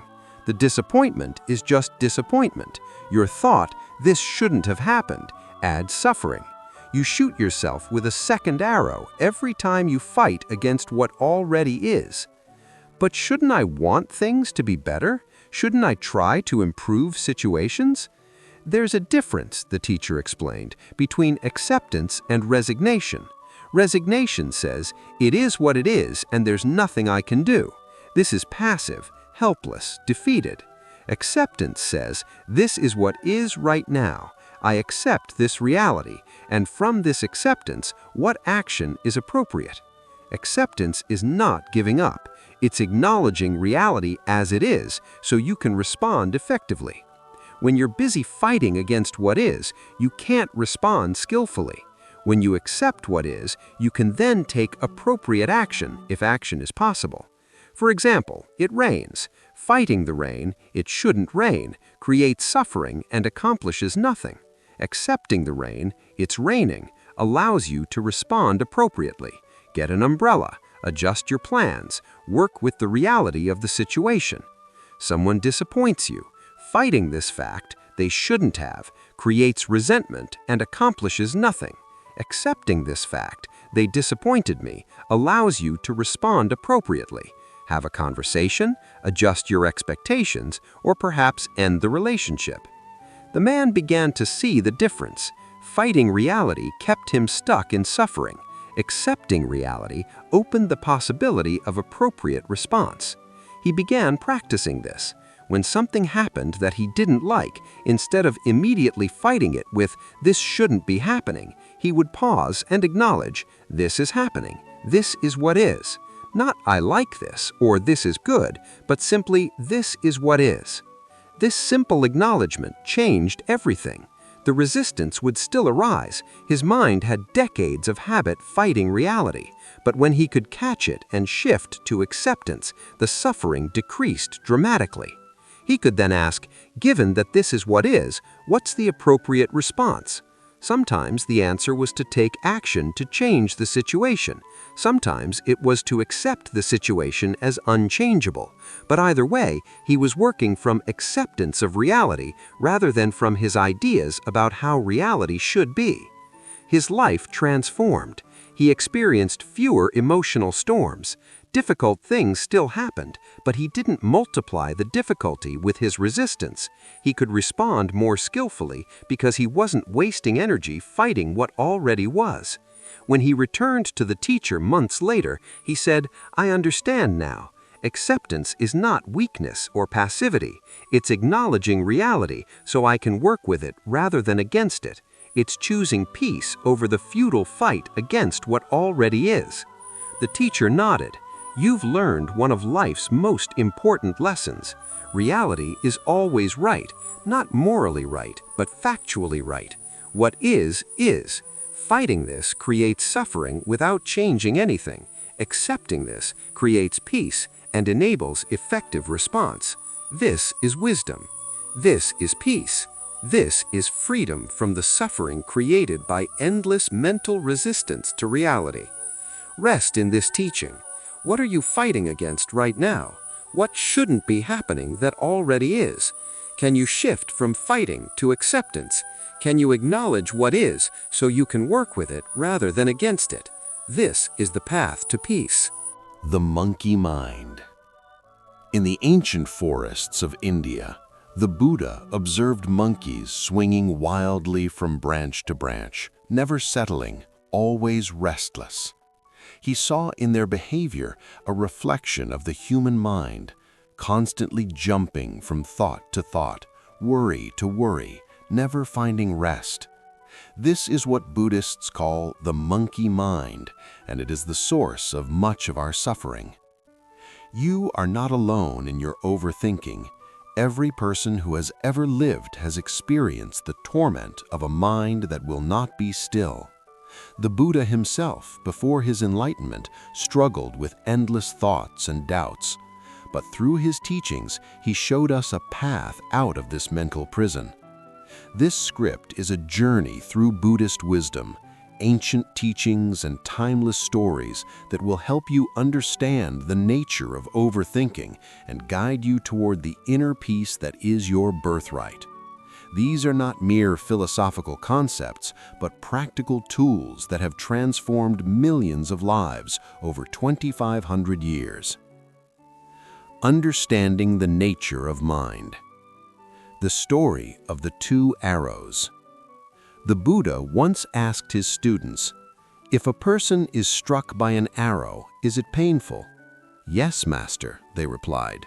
"And if the person is struck by a second arrow, is that even more painful?" "Yes, Master, much more painful." The Buddha then explained, "In life, we cannot always control the first arrow. Someone insults us, we lose a job, we face disappointment. These are the unavoidable pains of existence. But the second arrow, that is the one we shoot at ourselves through our overthinking. When something painful happens, we replay it endlessly in our minds. We imagine what we should have said, what we could have done differently, what others think of us now. We create elaborate stories about the future, catastrophizing about what might happen, worrying about things that haven't occurred and likely never will. This is the second arrow, and it causes far more suffering than the first. A young monk named Ananda came to the Buddha, his face drawn with worry. "Master," he said, "I cannot stop thinking about a mistake I made during morning prayers. I forgot the words to a chant, and the other monks noticed. They must think I am foolish. Perhaps I am not meant to be a monk. What if I make more mistakes? What if—" The Buddha held up his hand. "Ananda, the chant is over. The morning has passed. But see how you continue to strike yourself with arrows? The first arrow was the forgotten word, but now you have shot yourself with a dozen more. Shame, worry about the future, assumptions about what others think, doubts about your path. Which arrows cause you more pain?" Ananda paused and felt the truth of these words in his body.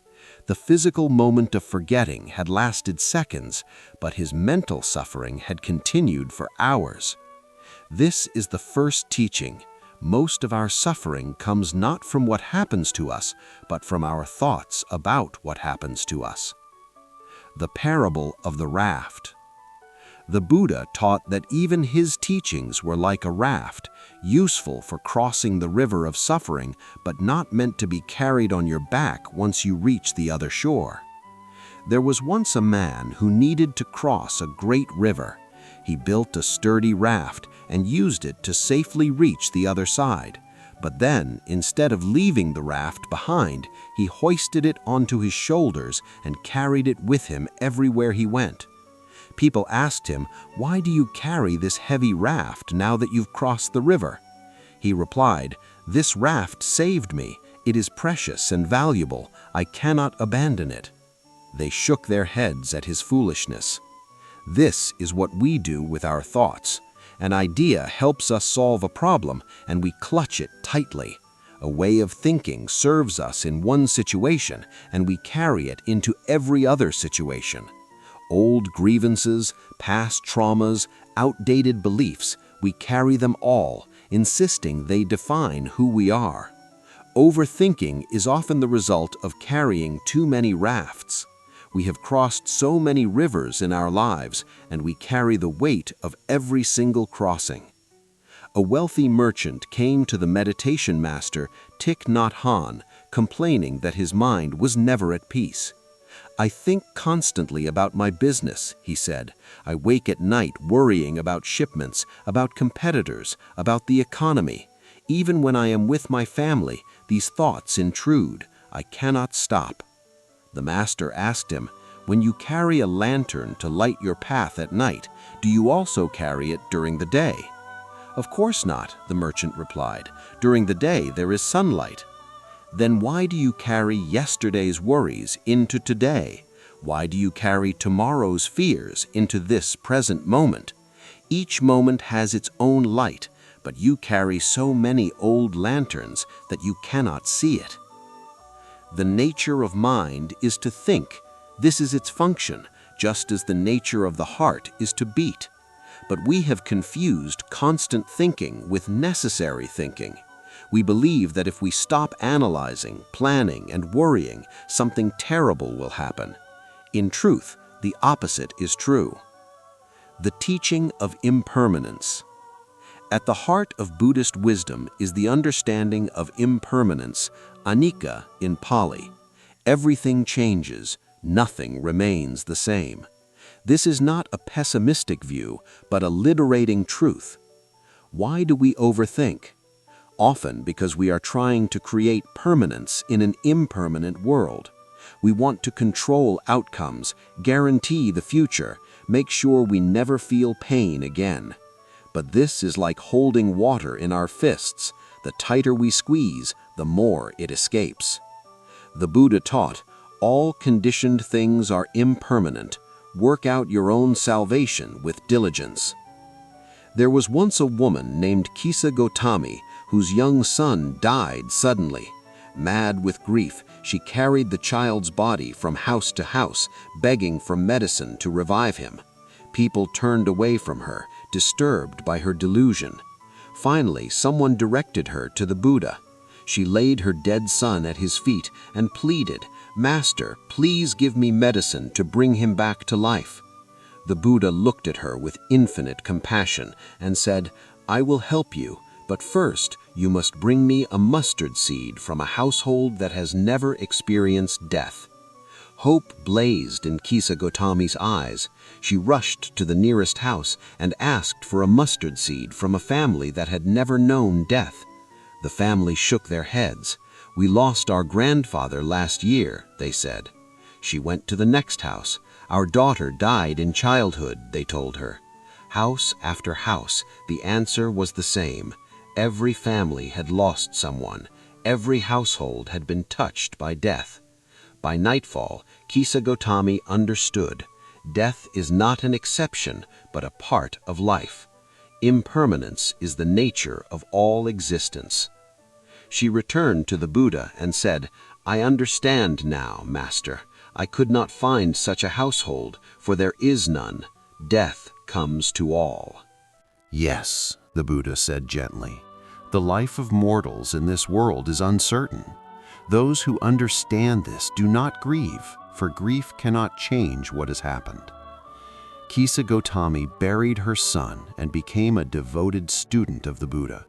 She later became enlightened, one of the foremost nuns in the Buddhist tradition. This story shows us something profound about overthinking. We replay the past in our minds, wishing it were different, thinking somehow our mental anguish will change what happened. We agonize about the future, trying to create certainty in an uncertain world. But both are forms of resistance to impermanence. When we truly accept that everything changes, that nothing can be grasped permanently, a great burden lifts from our minds. We stop trying to control the uncontrollable. We stop demanding that life be other than it is. The 3 marks of existence. The Buddha taught that all phenomena share 3 characteristics called the 3 marks of existence. Anicca, impermanence, everything changes. Dukkha, suffering or unsatisfactoriness. Clinging to impermanent things causes suffering. And anatta, non-self. There is no permanent, unchanging self. It is this 3rd teaching that most directly addresses overthinking. We believe we are our thoughts. When a thought arises, "I'm not good enough, this will go wrong, I can't handle this," we take it as truth about who we are. But the Buddha taught something radically different. There is a story of a monk who was constantly tormented by self-critical thoughts. "I am worthless," the thoughts would say. "I am failing in my practice. I will never achieve enlightenment." He went to his teacher and confessed, "Master, I am plagued by thoughts of my own inadequacy. No matter what I do, these thoughts return. What should I do?" The teacher asked, "Who is thinking these thoughts?" "I am," the monk replied. "And who is aware of these thoughts?" The monk paused. I am aware of them." "So there is the thought, and there is the awareness of the thought. Are they the same?" The monk sat in silence, examining his experience. He could see thoughts arising in his mind like bubbles rising in water, and he could see that something was watching those thoughts, aware of them but separate from them. "No, Master," he finally said. "The thought says, 'I am worthless,' but the awareness simply notices this thought. The awareness doesn't judge it or believe it or reject it. It simply sees it." "Exactly," the teacher said. "You are not your thoughts. You are the awareness in which thoughts appear. Thoughts are like clouds passing through the sky of your consciousness. The sky is not disturbed by the clouds. It does not cling to them or push them away. It simply is." This is one of the most liberating insights in all of Buddhist teaching. You are not the thinker. You are the space in which thinking happens.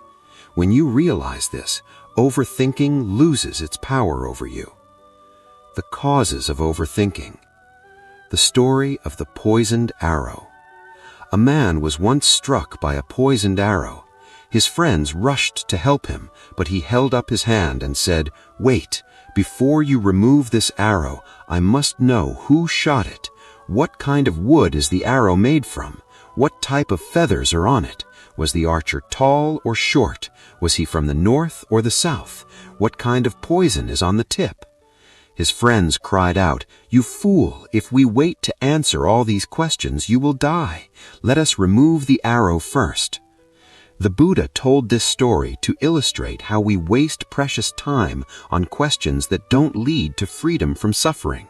We overthink because we believe that if we just analyze enough, understand enough, figure out enough, then we will be safe.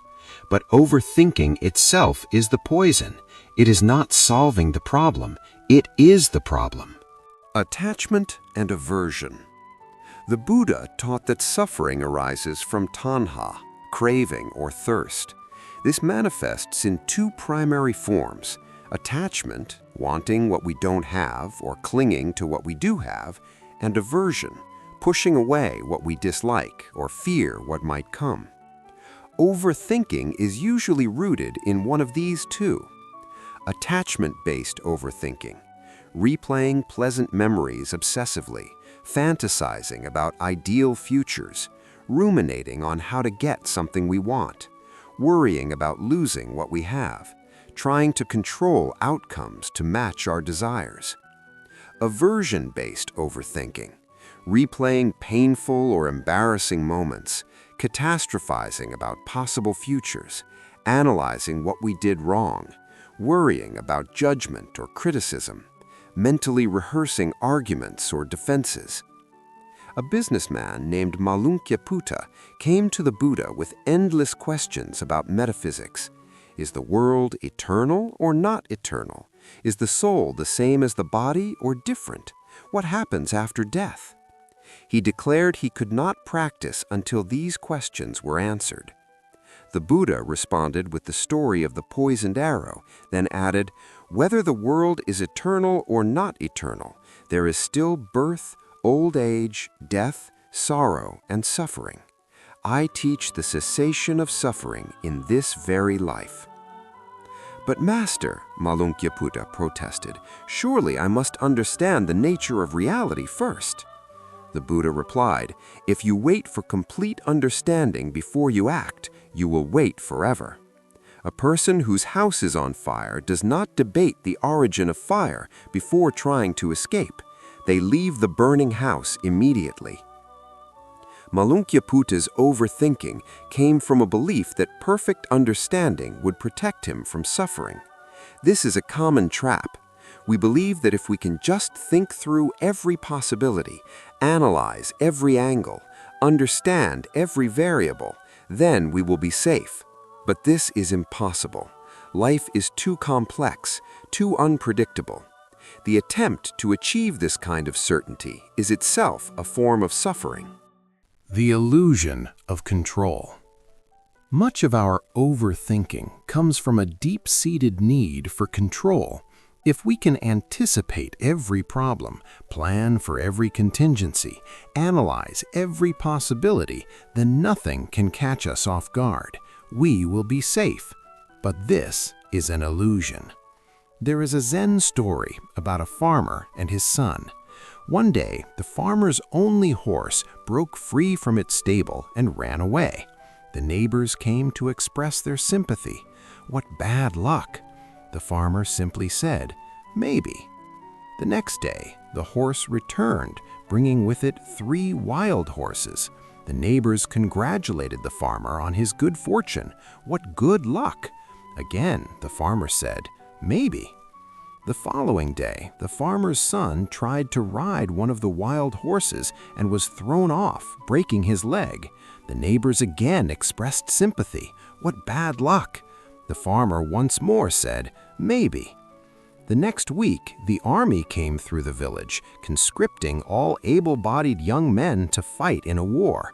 The farmer's son was spared because of his broken leg. The neighbors exclaimed, "What good luck!" And the farmer said, "Maybe." This story illustrates a profound truth.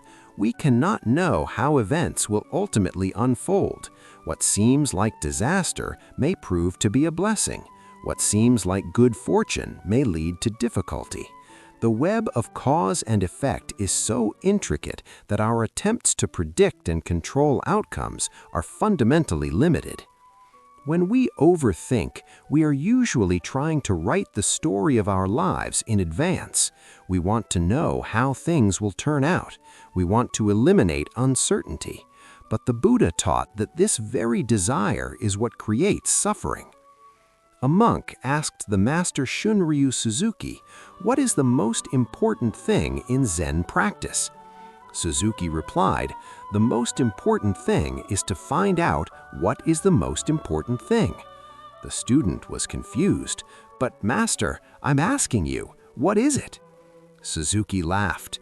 "You want me to give you the answer so you can feel certain and secure, but certainty is not peace.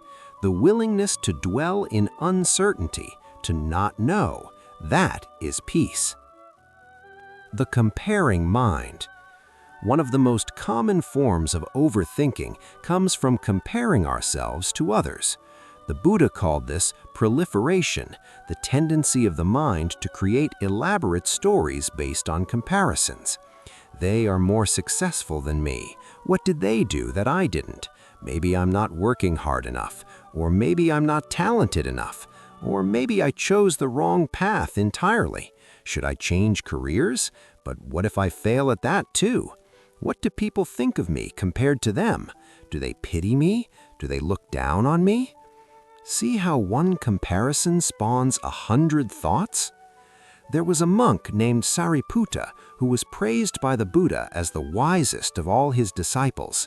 Another monk, Moggallana, was praised for his psychic powers, and yet another monk, Ananda, was praised for his devotion and memory. A young monk became distressed by this. "Master," he asked the Buddha, "how can I develop all these qualities? I am not as wise as Sariputta, not as powerful as Moggallana, not as devoted as Ananda. I try to be like them, but I always fall short. How can I be the best?" The Buddha smiled. "Tell me, when a rose blooms, does it compare itself to the lotus? Does the pine tree wish it were an oak? No, master. Then each plant grows according to its own nature. The rose does not become more beautiful by trying to be a lotus. In fact, in trying to be something else, it would lose its own beauty entirely." "But I want to be the best," the young monk said. "Best at what? Best compared to whom? This best you seek is a phantom. It does not exist except in your comparing mind. When you let go of comparison, you are free to simply be who you are, and in that freedom, your own unique gifts will naturally flourish." Overthinking often involves creating an imaginary standard, an ideal version of ourselves or our lives, and then mentally flogging ourselves for not meeting it. We think, by this age, I should have accomplished this. By now, I should have that. Other people have achieved more. What's wrong with me? But the Buddha taught that these shoulds are constructs of the mind. They are not reality. They are stories we tell ourselves, and they create enormous suffering. The practice of mindfulness. The foundation of all practice. The Buddha's primary teaching for dealing with the untamed mind was mindfulness, sati in Pali. This is the practice of paying attention to the present moment with non-judgmental awareness.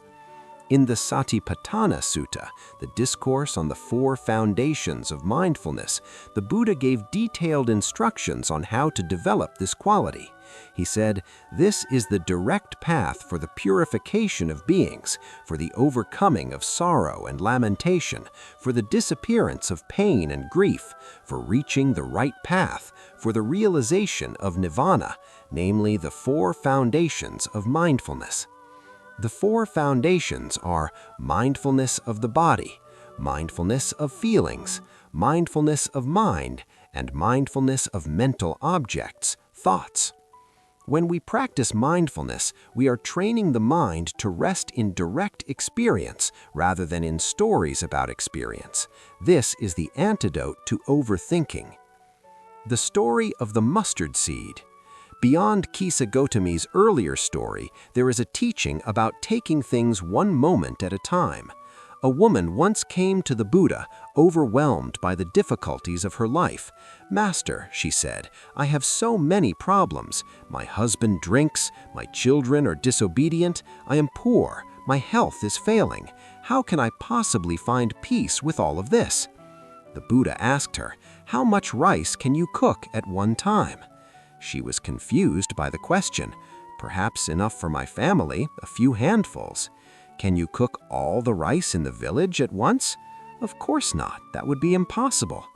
"Then why do you try to solve all your problems at once? Life is like cooking rice. You can only do it one handful in this present moment. Right now, in this very moment, which of your problems actually exists?" She looked around.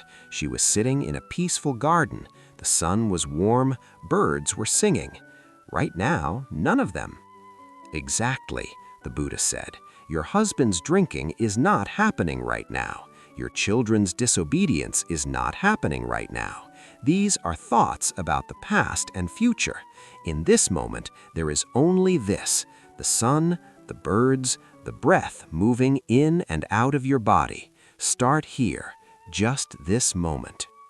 This is the essence of mindfulness practice, not thinking about problems, but dealing with what is actually present right now. The breath as anchor. The Buddha taught anapanasati, mindfulness of breathing, as one of the most direct paths to calming the mind. The breath is always with us, always in the present moment. When the mind wanders into overthinking, we can always return to the breath. There was a monk who struggled terribly with anxiety. His mind raced with worries from morning until night. He tried to meditate, but his thoughts were like a storm. His teacher gave him this instruction: sit and count your breaths. Count 1 on the in-breath, 2 on the out-breath, up to 10. Then start again at 1. That is all. When your mind wanders, and it will, simply begin again at 1. The monk tried this practice. He breathed in, 1. He breathed out, 2. He breathed in, 3. Then a thought arose. "I wonder if I'm doing this correctly. Maybe I should breathe more deeply or more slowly. What if—" He realized his mind had wandered. He began again. 1, 2, 3, 4. Another thought.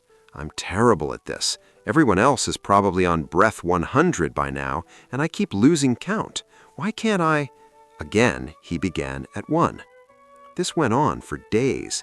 The monk became frustrated. "Master," he said, "I cannot do this practice. I never make it past 5 breaths without my mind wandering." The teacher smiled. "That is not failure. That is success. Each time you notice your mind has wandered, that noticing is a moment of awareness. Each time you return to 1, you are training your mind to let go of thoughts and return to the present moment. You are not trying to stop thoughts from arising. You are learning to not follow them." "But when will my mind be calm?" the monk asked. "Your mind is calm in the moment you realize it has wandered and you let the thought go. That moment of letting go, that is the calm you seek. You are experiencing it already, dozens of times each meditation session. You simply haven't recognized it." This was a revelation to the monk. He had been waiting for some future state of perfect concentration, but peace was available in each moment of returning, each moment of letting go. Walking meditation.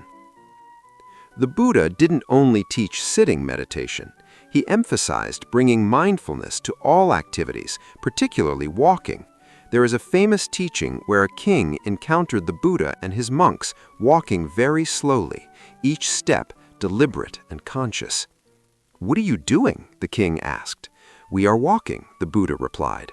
"But everyone walks. What is special about this?" "When we walk, we know that we are walking. When most people walk, their bodies are walking, but their minds are somewhere else entirely, in the past, in the future, in fantasy, in worry. We are simply here, present with each step."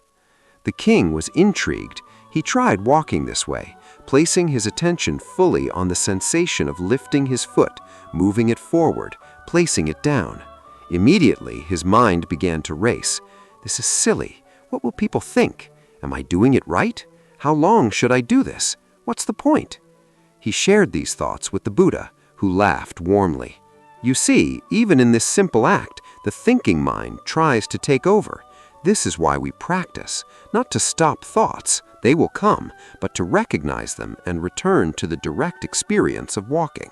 The overthinking mind lives everywhere except where you actually are. A modern meditation teacher put it this way: when walking, just walk. When sitting, just sit. Above all, don't wobble. This wobbling is the mind that cannot settle in one place, that is constantly jumping between here and there, now and then. The practice of noting. One powerful technique for dealing with overthinking is the practice of noting, or mental labeling. When a thought arises, instead of getting caught up in its content, you simply note thinking. A student once asked the meditation master, Ajahn Chah, "Master, when I meditate, I have so many thoughts. What should I do with them?" Ajahn Chah replied, "Nothing. Just notice them. A thought arises. Oh, thinking. It's like seeing someone walk past your house. You don't run after them. You don't invite them in for tea. You simply see, someone walking past. The thought arises, you note it, and you return to your meditation object." "But the same thoughts come again and again," the student protested. "Then note them again and again," Ajahn Chah said. "Suppose that person walked past your house every day. Would you get upset? Would you say, 'How dare this person walk past my house again?' No, you would simply see them and continue with your business. Treat your thoughts the same way. The practice of noting is powerful because it creates a slight distance between you and your thoughts. Instead of, "I'm such a failure," total identification with the thought, you have thinking, recognition that a thought has appeared. That small gap is the space of freedom. Different teachers suggest different labels: thinking for any thought, planning for thoughts about the future, remembering for thoughts about the past, judging for evaluative thoughts, worrying for anxious thoughts. The specific label doesn't matter. What matters is the act of recognition, seeing the thought as a thought rather than as reality. The practice of allowing.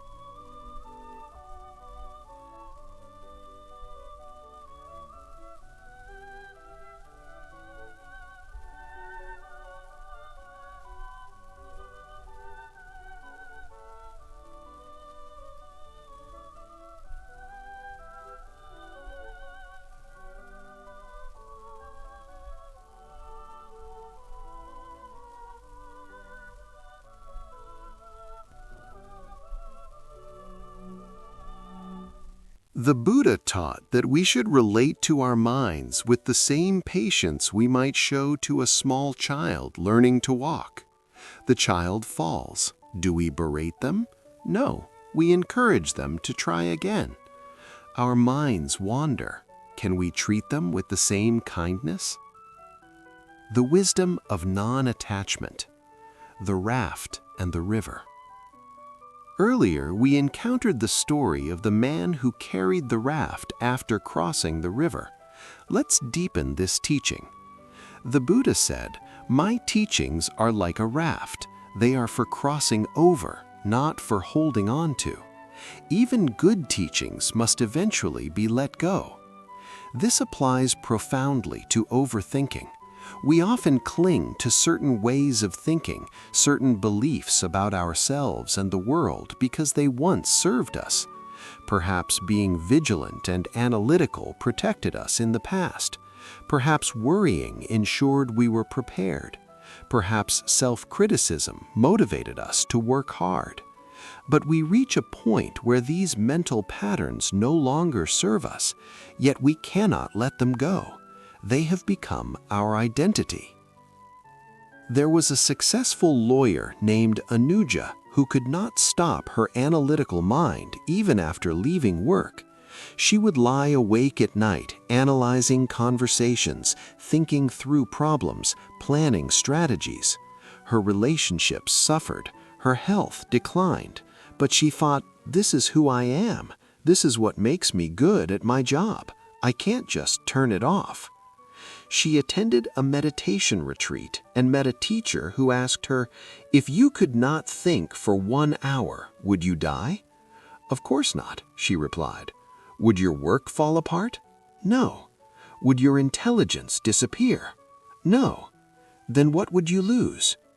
Anuja considered this carefully. "I suppose I would lose my sense of control. I would lose the feeling that I'm managing everything." "Ah," the teacher said, "and is that feeling real? Are you actually controlling everything through your thinking?" Anuja laughed bitterly. "No, half the things I worry about never happen, and the things that do happen are rarely what I anticipated."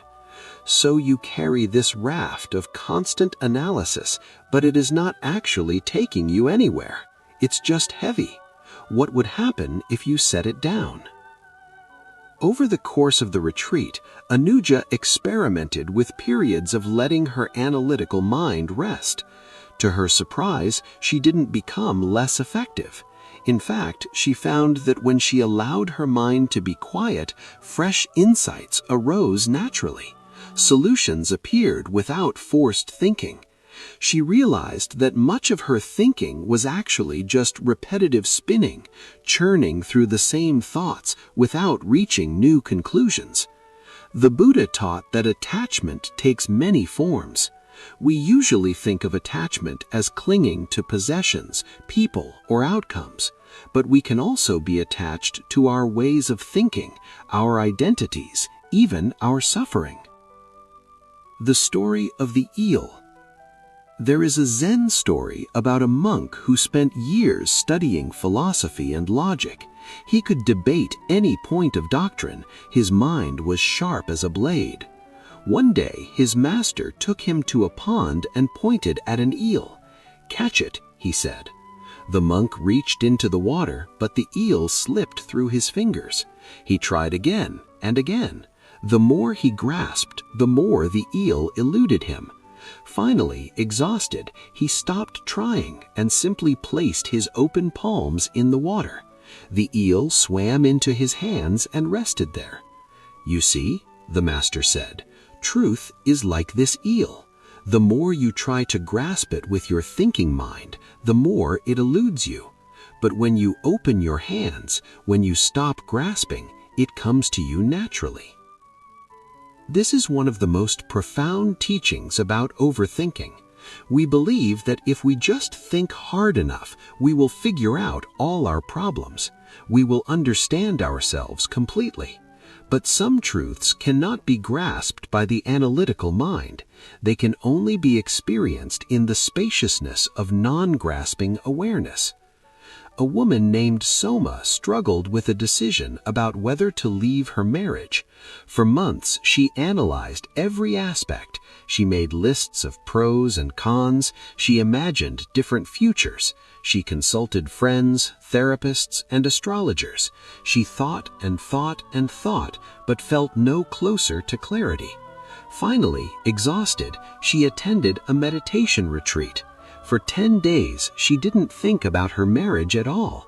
She just practiced being present with her breath, her body, her moment-to-moment experience. On the 8th day, during walking meditation, the answer arose in her, not as a thought, but as a deep knowing. It was so clear that she actually laughed. All those months of thinking, and the answer had been there all along, beneath the noise of her overthinking mind.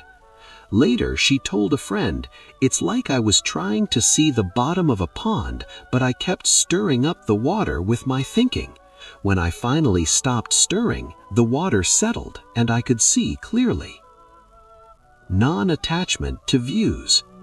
The Buddha was once asked by a king whether we should believe in past lives and karma. The Buddha responded with a teaching that showed his wisdom.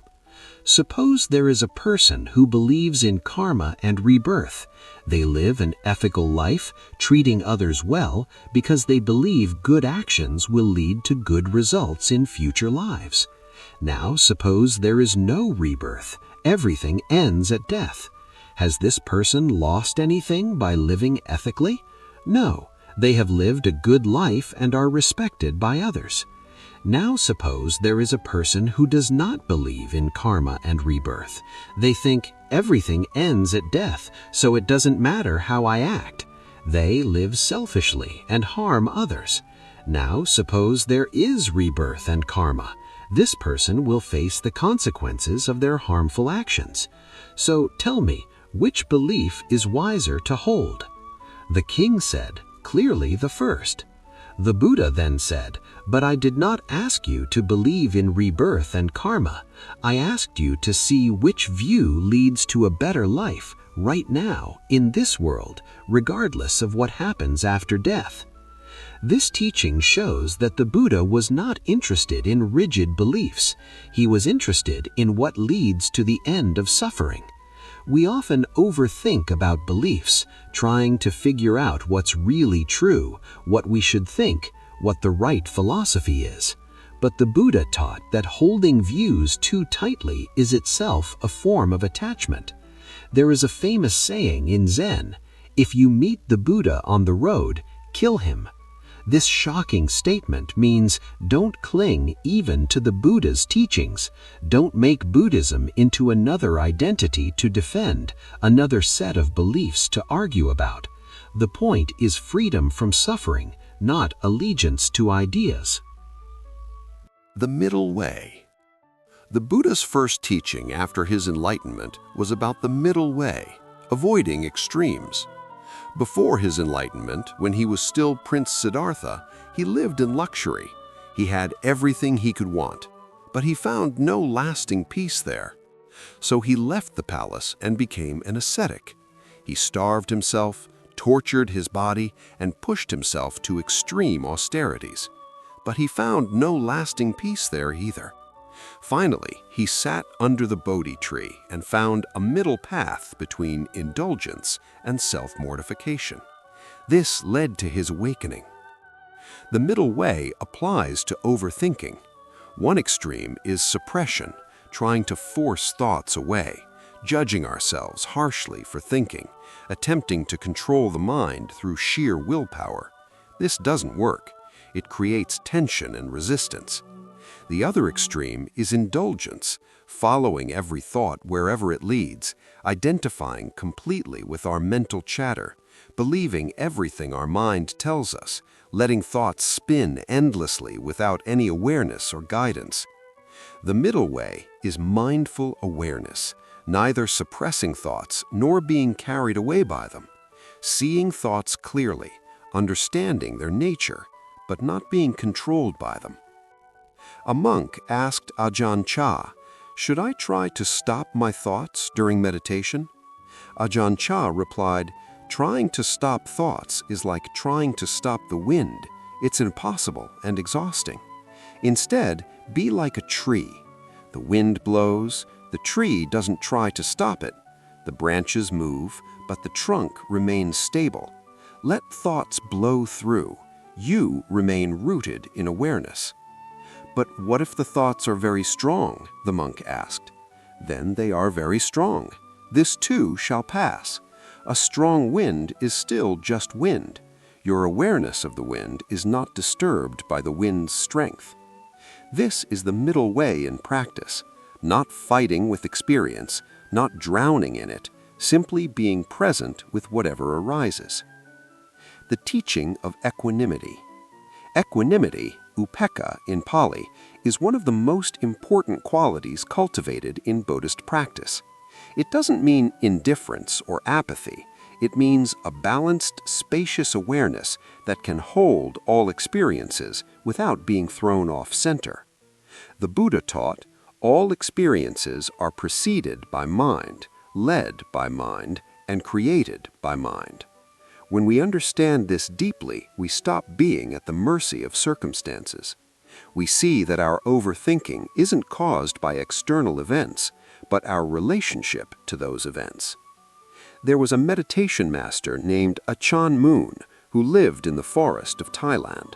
One night, a tiger came near his meditation spot. Other monks would have fled in terror, their minds racing with fear. But Achan Moon simply noted, "Fear is arising. The body is tense. The heart is beating fast. How interesting." He didn't deny the fear. He didn't try to be brave.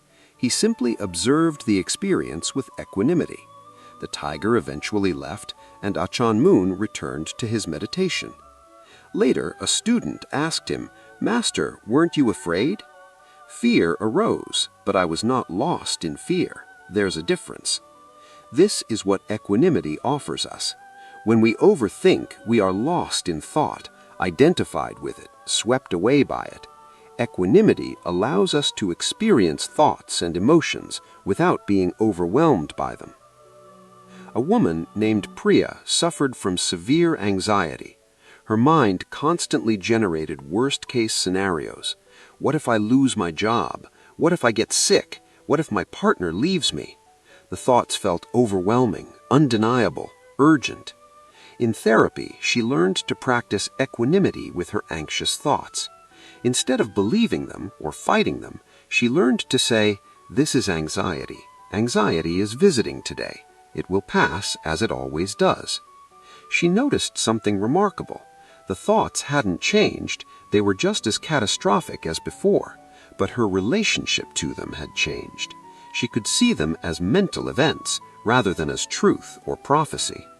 Over time, the thoughts lost their power. They still arose, but they no longer controlled her. It was like the difference between being swept away by ocean waves versus standing on the shore and watching the waves crash. The waves were just as powerful, but she was no longer in them.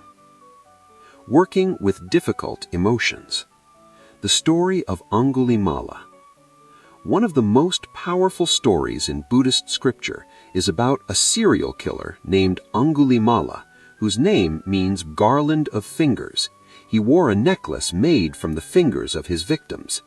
Angulimala had killed 999 people and was seeking his 1,000th victim when he encountered the Buddha walking alone on a forest path. Angulimala ran after him, intending to kill him, but no matter how fast Angulimala ran, he could not catch up to the Buddha, who appeared to be walking slowly and calmly. Finally, exhausted, Angulimala shouted, "Stop, monk!" The Buddha turned and said, "I have stopped. It is you who have not stopped." "What do you mean?" Angulimala demanded. "You're the one who was walking." The Buddha replied, "I have stopped harming living beings, but you continue to harm them. I have truly stopped. You have not." These words penetrated Angulimala's heart. For the first time, he saw clearly what he had become. He fell to his knees, overwhelmed by remorse, and asked the Buddha if someone like him, a murderer, could ever find peace. The Buddha said, "If you truly stop harming, if you practice with sincerity, yes, liberation is possible for anyone who walks the path." Angulimala practiced diligently. Eventually, he achieved enlightenment, full liberation from suffering. Even someone who had committed such terrible acts could find peace through practice. This story teaches us something crucial about working with difficult thoughts and emotions. Acknowledgement without identification. We acknowledge our thoughts, even painful, shameful, or disturbing ones, but we don't become them. We don't let them define us. The 5 hindrances. The Buddha identified 5 main obstacles to meditation and peace of mind, called the 5 hindrances. Sensory desire, wanting pleasant experiences. Ill will, aversion, anger, resentment. Sloth and torpor, dullness, sleepiness, lack of energy. Restlessness and worry, anxiety, agitation. Doubt, uncertainty, indecision. Notice that number 4 is literally overthinking in the form of worry and restlessness. The Buddha didn't say we should eliminate these states, he said we should understand them. There's a beautiful teaching where the Buddha compares the hindrances to different conditions of water. Sensory desire is like water mixed with dye. You cannot see clearly through it. Ill will is like boiling water, turbulent and disturbed. Sloth and torpor is like water covered with algae, stagnant. Restlessness and worry is like water stirred by wind, rippled and agitated. Doubt is like water in darkness. You cannot see if it's deep or shallow, clean or dirty. When any of these conditions are present, you cannot see your reflection clearly in the water. But the water itself is not the problem. Clear away the conditions and the water's natural clarity is revealed. Similarly, our awareness is naturally clear and peaceful. The hindrances temporarily obscure this clarity. They are not who we are, they are conditions that arise and pass away. A businessman named Rajesh struggled with the hindrance of doubt. Should he expand his business? Should he hire new staff? Should he invest in new technology? Every decision was an agony of overthinking. He would make a choice, then immediately doubt it. What if I'm wrong? What if I've made a mistake? What if there was a better option? At a meditation retreat, a teacher told him, doubt is not the same as wise consideration. Wise consideration examines options and makes a choice. Doubt circles endlessly without deciding. It's the mind's way of trying to avoid risk, but in avoiding the risk of being wrong, you guarantee the suffering of constant uncertainty. So how do I stop doubting? Rajesh asked.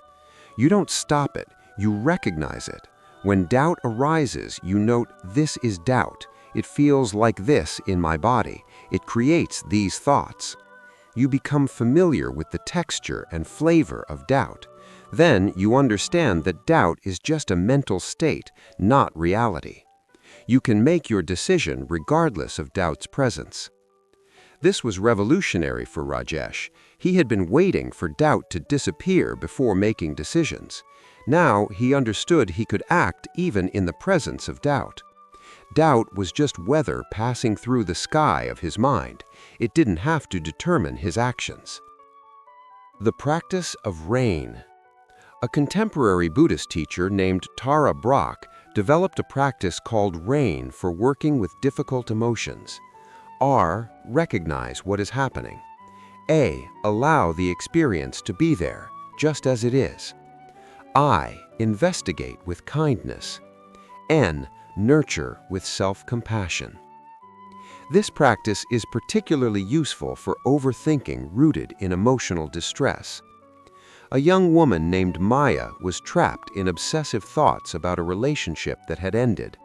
She replayed conversations, imagined what she should have said, wondered if they would get together again, analyzed every text message.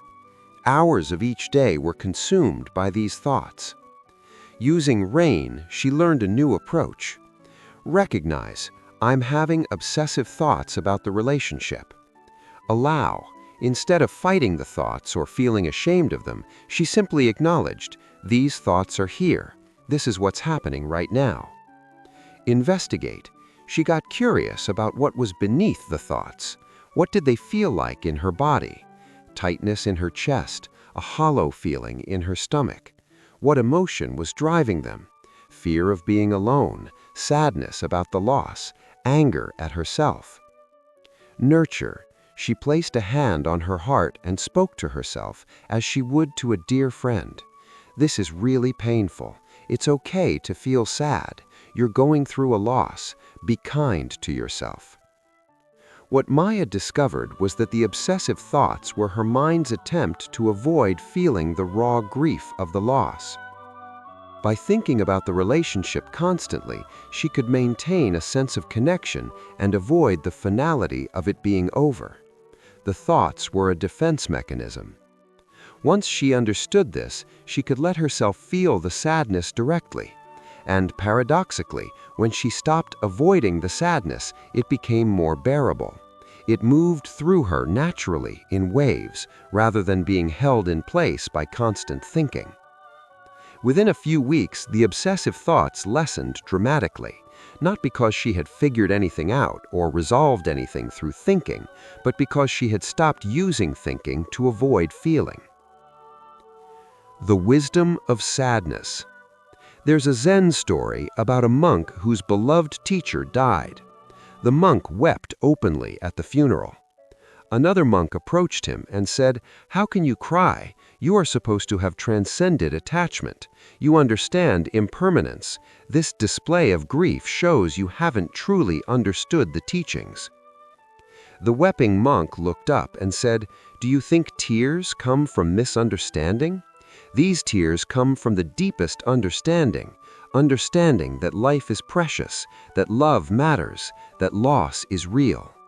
If I could not cry, that would show I had turned to stone, not that I had found wisdom." This story reminds us that the goal of Buddhist practice is not to become emotionless or cold. It's to be fully present with life as it is, including sadness, grief, and loss. Overthinking often arises when we believe we shouldn't feel what we're feeling. We have sadness and then we think, "I shouldn't be sad. Other people have it worse. What's wrong with me? I should be over this by now." These thoughts about the sadness are actually more painful than the sadness itself.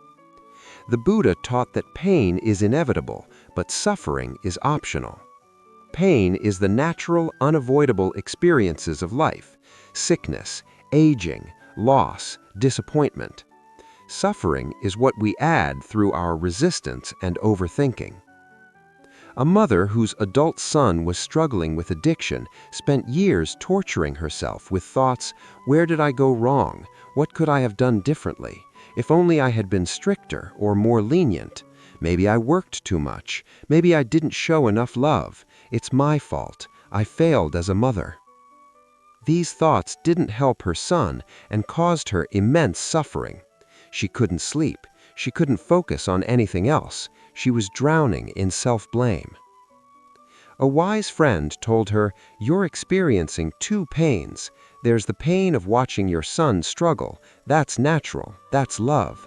But then there's all this thinking about whose fault it is and what you should have done differently. That's not love. That's torture." "But I need to understand what went wrong," the mother protested.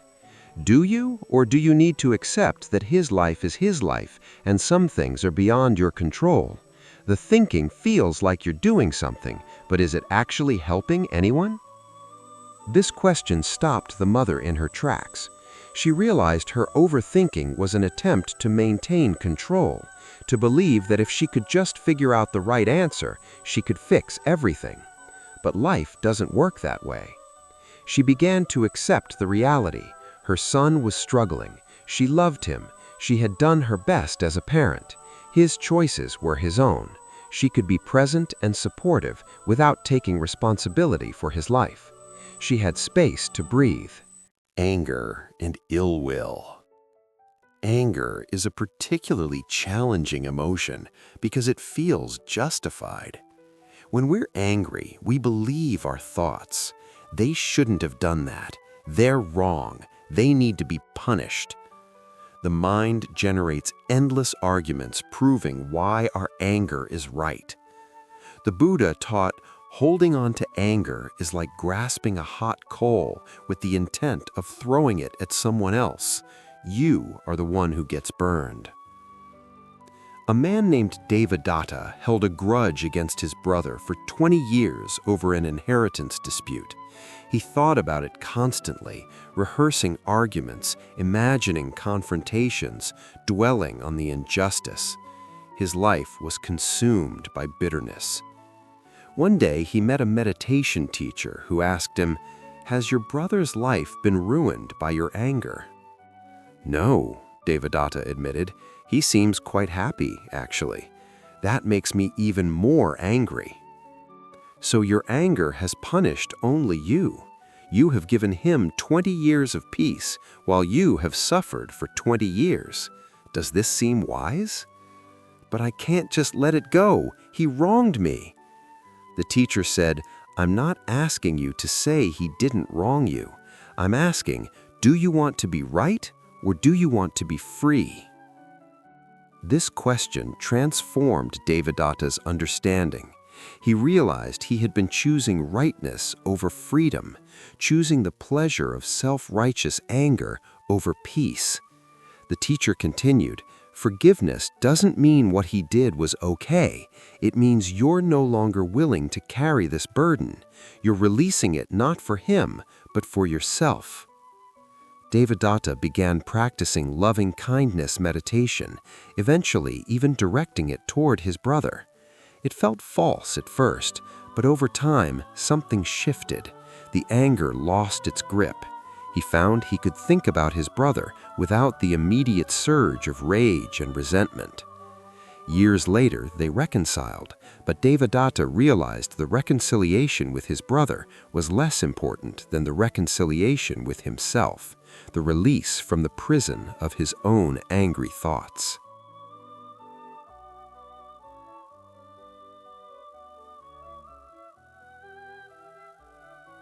The burden of self-improvement. Ironically, much of our overthinking comes from self-improvement efforts. We constantly think about how to be better, do better, achieve more. The Buddha warned against this trap. A young monk approached the master, Ajahn Chah, and said, "Master, I've been practicing for 5 years, but I still don't feel I've made much progress. I still have anger, desire, confusion. When will I finally improve? When will I be enlightened?" Ajahn Chah laughed warmly. "Who is it that wants to improve?" "I do." "And who is this I?" The monk was silent. "You see," Ajahn Chah continued, "you've created a me who is not good enough and a future me who will be better. Then you spend all your energy thinking about how to get from the bad me to the good me. But both are just ideas. You're comparing one thought to another thought and calling it reality." "But shouldn't I try to be better?" the monk asked, confused. "Let me ask you, right now, in this moment, is anything lacking?" The monk looked around. Birds were singing. Sunlight filtered through the trees. His breath moved in and out naturally. "No, nothing is lacking right now." "Then why do you waste your present moment thinking about a future moment when you'll finally be good enough? The present moment is already complete. Practice is not about becoming someone else. It's about waking up to who you already are beneath all your ideas about yourself." This teaching doesn't mean we should never grow or learn, but there's a difference between natural development and the endless, exhausting project of self-improvement driven by a belief that we are fundamentally deficient. Much overthinking comes from the thought, "I'm not enough, not smart enough, not successful enough, not spiritual enough, not disciplined enough." This thought creates constant mental activity. How can I improve? What should I do differently? Why am I like this? What's wrong with me? But the Buddha taught that this very thought, "I'm not enough," is itself the problem, not a reflection of reality. The freedom of emptiness. The Buddhist teaching of emptiness, sunyata, is often misunderstood as nihilistic, the idea that nothing matters, nothing exists. But this is not what it means. Emptiness means that nothing has independent, permanent existence. Everything exists in dependence on conditions and is constantly changing. A flower is empty of being a separate, independent thing. It depends on soil, water, sun, seeds. Remove these conditions and there's no flower. The flower is empty of being a separate, independent thing. This applies to thoughts as well. A thought doesn't have independent existence. It arises due to conditions, previous thoughts, sensory inputs, emotional states, physical conditions in the body, memories, associations. Change the conditions, and different thoughts arise. Understanding this deeply is incredibly freeing. You realize you don't have to believe every thought that appears. Thoughts are not solid truths. They're empty of inherent existence. They're more like clouds, formed by conditions, appearing for a while, then dissolving. A woman named Lakshmi suffered from obsessive thoughts that she might hurt someone. What if I lose control? What if I do something terrible? These thoughts terrified her, even though she had never acted violently and had no desire to hurt anyone. A therapist explained the concept of thought emptiness. These thoughts arise because of certain conditions, perhaps anxiety, perhaps something you saw or heard that triggered an association, perhaps a chemical imbalance, but they're empty of inherent truth or meaning. They're not predictions, they're not desires, they're just thoughts, mental events that arise and pass. But they feel so real and urgent, Lakshmi said. Of course they do. All thoughts feel real when we're identified with them. But notice, you've had these thoughts thousands of times and you've never acted on them. The thoughts have no power except what you give them by believing they mean something about who you are. Understanding that her thoughts were empty, conditioned, temporary, not inherently meaningful, allowed her to stop fighting them so intensely. They still arose, but she learned to see them as mental noise rather than as truth or prophecy. Practical techniques for daily life. The practice of noting throughout the day. Mindfulness doesn't have to be limited to formal meditation. The Buddha encouraged practicing awareness in all activities. One simple technique is to note what you're doing throughout the day. When walking, walking, walking. When eating, chewing, tasting, swallowing. When working, typing, or reading, or thinking. When feeling anxious, or feeling happy. This simple practice interrupts automatic pilot and brings you back to the present moment. It's especially useful for interrupting overthinking spirals.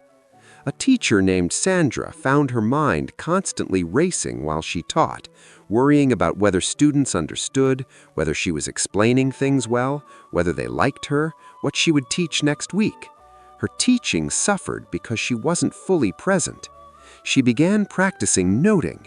When she noticed her mind had wandered into worry, she would silently note, worrying.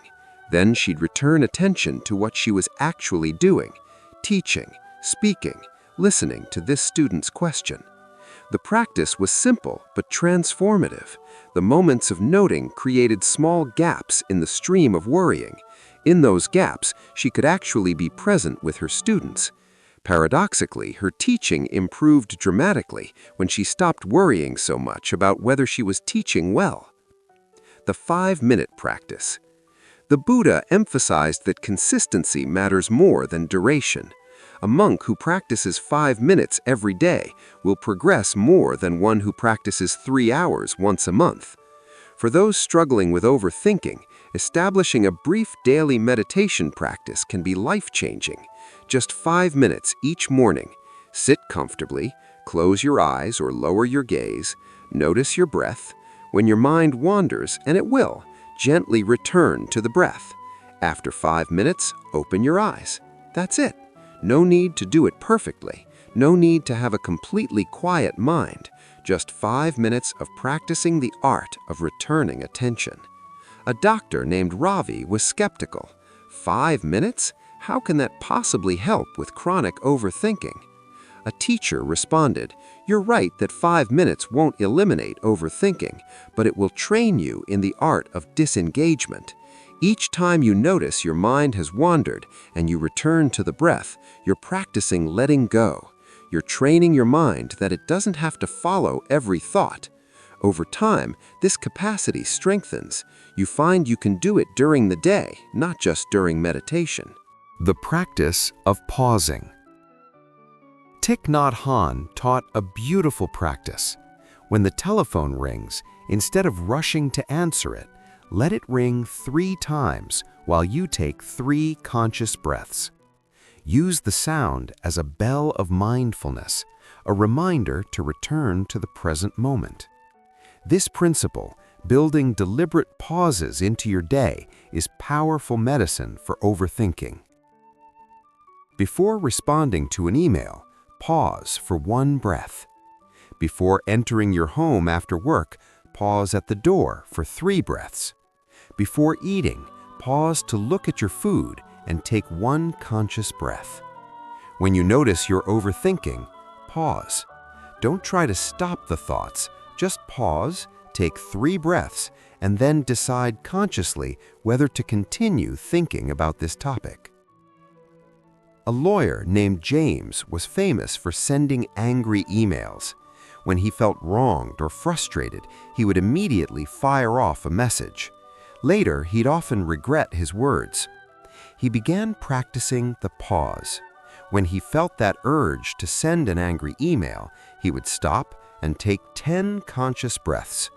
Often, by the 10th breath, the intensity of his anger had subsided enough that he could write a more measured response. Sometimes he realized no response was needed at all. He'd just been wanting to vent. "The pause doesn't mean I never send difficult emails," he explained, "but now I send them from a place of clarity rather than reactive emotion. That small gap between stimulus and response, that's where my freedom lives." Working with worry. The Buddha distinguished between 2 types of thinking: helpful thinking that leads to skillful action, and unhelpful thinking that just spins without leading anywhere. When you notice you're worrying, ask yourself, is there something I can do about this situation right now? If yes, do it, then let the worry go. If no, acknowledge there's nothing I can do about this right now, and deliberately turn your attention elsewhere. A mother named Elena worried constantly about her teenage daughter. Is she safe? Is she making good choices? What if something happens to her? A therapist helped her distinguish between helpful and unhelpful worry. Helpful was, my daughter will be driving in winter conditions soon. I should talk to her about safe driving in snow. Unhelpful was, what if she gets in an accident? What if she makes bad decisions? What if? The helpful worry led to a conversation about safe driving, a concrete action. The unhelpful worry was just suffering without any constructive outcome. Elena practiced this distinction. When she noticed worry arising, she'd ask, is there a specific action I can take right now? If yes, she'd take it. If no, she'd acknowledge, I cannot control this. I trust my daughter. I'm doing my best as a parent. Now I'm going to focus on what's actually in front of me. It didn't eliminate worry entirely, but it reduced it dramatically. She stopped spending hours in unproductive worry spirals. The practice of gratitude. The Buddha taught the importance of appreciative joy, mudita in Pali. This is the opposite of the comparing, dissatisfied mind that fuels much overthinking. A simple practice. Each evening before sleep, recall 3 things you're grateful for from that day. They don't have to be big things. The morning coffee was good. A friend smiled at me. The sun felt warm on my face. This practice gradually retrains the mind to notice what's working rather than constantly fixating on problems. A man named Thomas was trapped in comparative thinking. He constantly measured himself against others and found himself lacking. His thought loops were exhausting. Everyone else is more successful. Everyone else seems happier. What's wrong with me? Why can't I be like them? He began the gratitude practice skeptically. The first night it felt forced, but he did it anyway. I'm grateful for my dog, I guess, and my health, and, I don't know, that I have food to eat. He continued each night. After 2 weeks, he noticed something shifting. He was spontaneously noticing moments of beauty or pleasure during the day. Oh, this is one I'll add to my gratitude list tonight. He was training his mind to look for what was good. After 3 months, the comparative thinking had significantly lessened. He still noticed when others were doing well, but instead of spiraling into self-criticism, he could appreciate it. Good for them. And he could appreciate his own life. I have enough. I am enough. The wisdom of not knowing. In Zen, there's a practice called don't know mind, maintaining the mind of a beginner, open to possibility, not clinging to fixed ideas. Much overthinking comes from trying to know everything, figure out everything, eliminate all uncertainty. But the Buddha taught that some uncertainty is inevitable and even healthy. A spiritual teacher named Suzuki Roshi said, "In the beginner's mind, there are many possibilities. In the expert's mind, there are few." When we think we know everything, we stop being curious, we stop being open, we become rigid.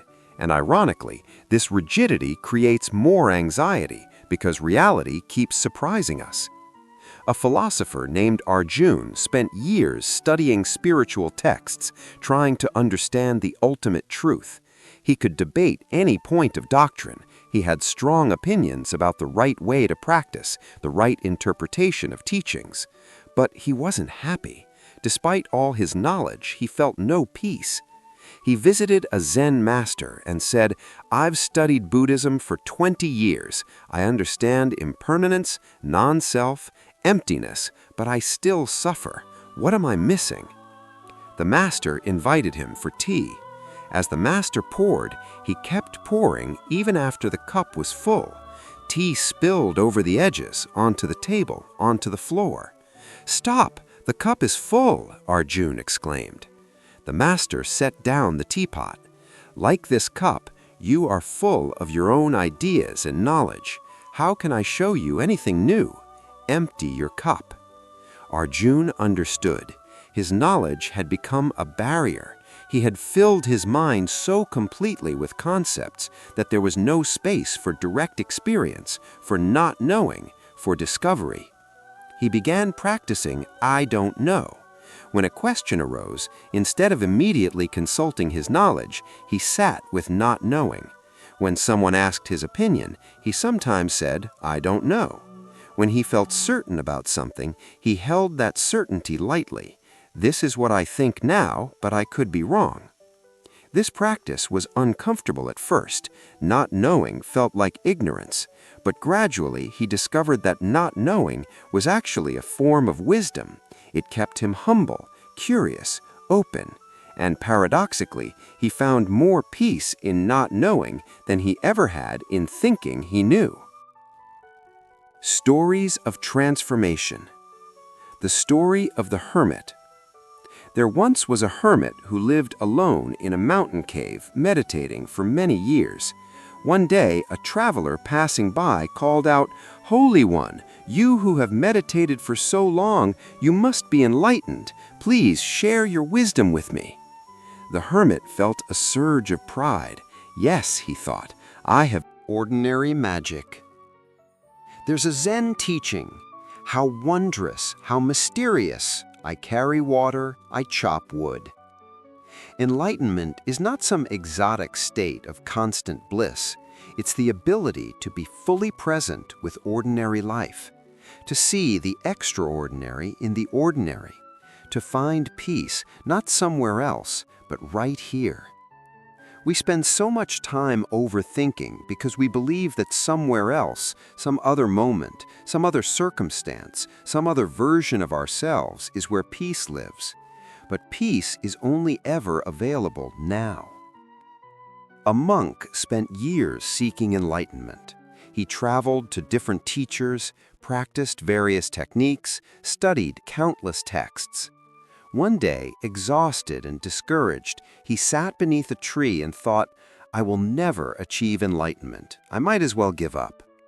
In that moment of giving up the search, something shifted. He noticed the breeze on his skin. He heard birds singing. He saw light playing through leaves. He realized this moment, just as it is enough. In fact, it's perfect. All my seeking has been pulling me away from what's already here. This wasn't a special experience or mystical revelation. It was simply the end of seeking, the end of thinking something was wrong or missing. It was ordinary life seen clearly for the first time. Later, someone asked him, "What is enlightenment like?" He replied, "Before, when I was hungry, I ate while thinking about 100 other things. Now, when I'm hungry, I eat. Before, when I was tired, I lay down while my mind raced. Now, when I'm tired, I sleep. Before, I was always somewhere else in my mind. Now, I'm here. That's all." This is the promise of Buddhist practice, not some superhuman state, but the simple miracle of being present with your life as it actually is. The three refuges. In Buddhism, practitioners take refuge in the three jewels: the Buddha, the possibility of awakening; the Dharma, the teachings, the truth, the path; and the Sangha, the community of practitioners. When overthinking threatens to overwhelm you, you can return to these refuges. The Buddha, remember that awakening is possible. The Buddha was a human being who found freedom from suffering. If he could do it, so can you.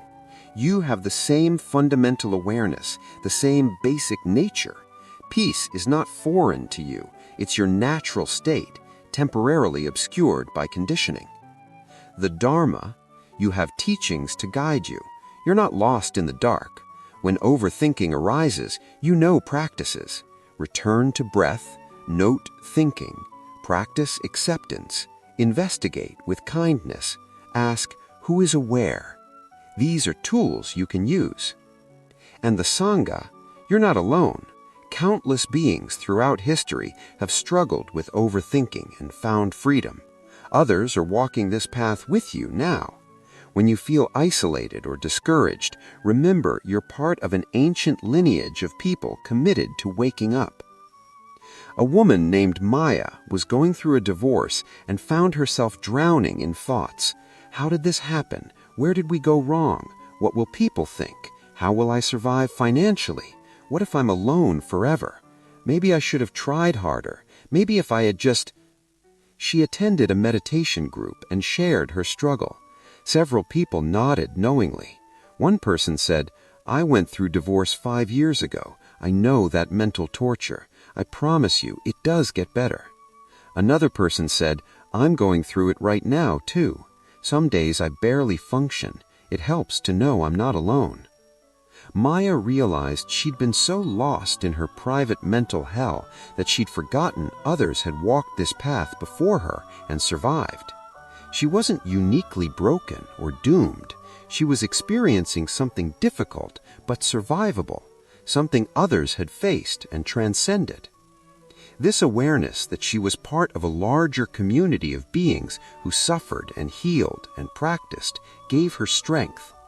On days when her own faith wavered, she could lean on the collective wisdom of the Sangha. The middle path forward. As we come toward the end of this exploration, let's return to where we began, the Buddha's teaching of the middle way. The path out of overthinking is not through force or suppression. It's not through harsh self-judgment or trying to control the mind. But neither is it through passive acceptance of destructive thought patterns or endless indulgence of mental habits that cause suffering. The middle way is awareness without judgment, effort without strain, discipline without rigidity, acceptance without resignation, kindness without permissiveness. It's being gentle with yourself while also being responsible for your own liberation. It's recognizing thoughts without being controlled by them. It's understanding that you're human. You'll have difficult thoughts and emotions, while also knowing you don't have to drown in them. A teacher put it beautifully. Hold your practice lightly, but don't let go.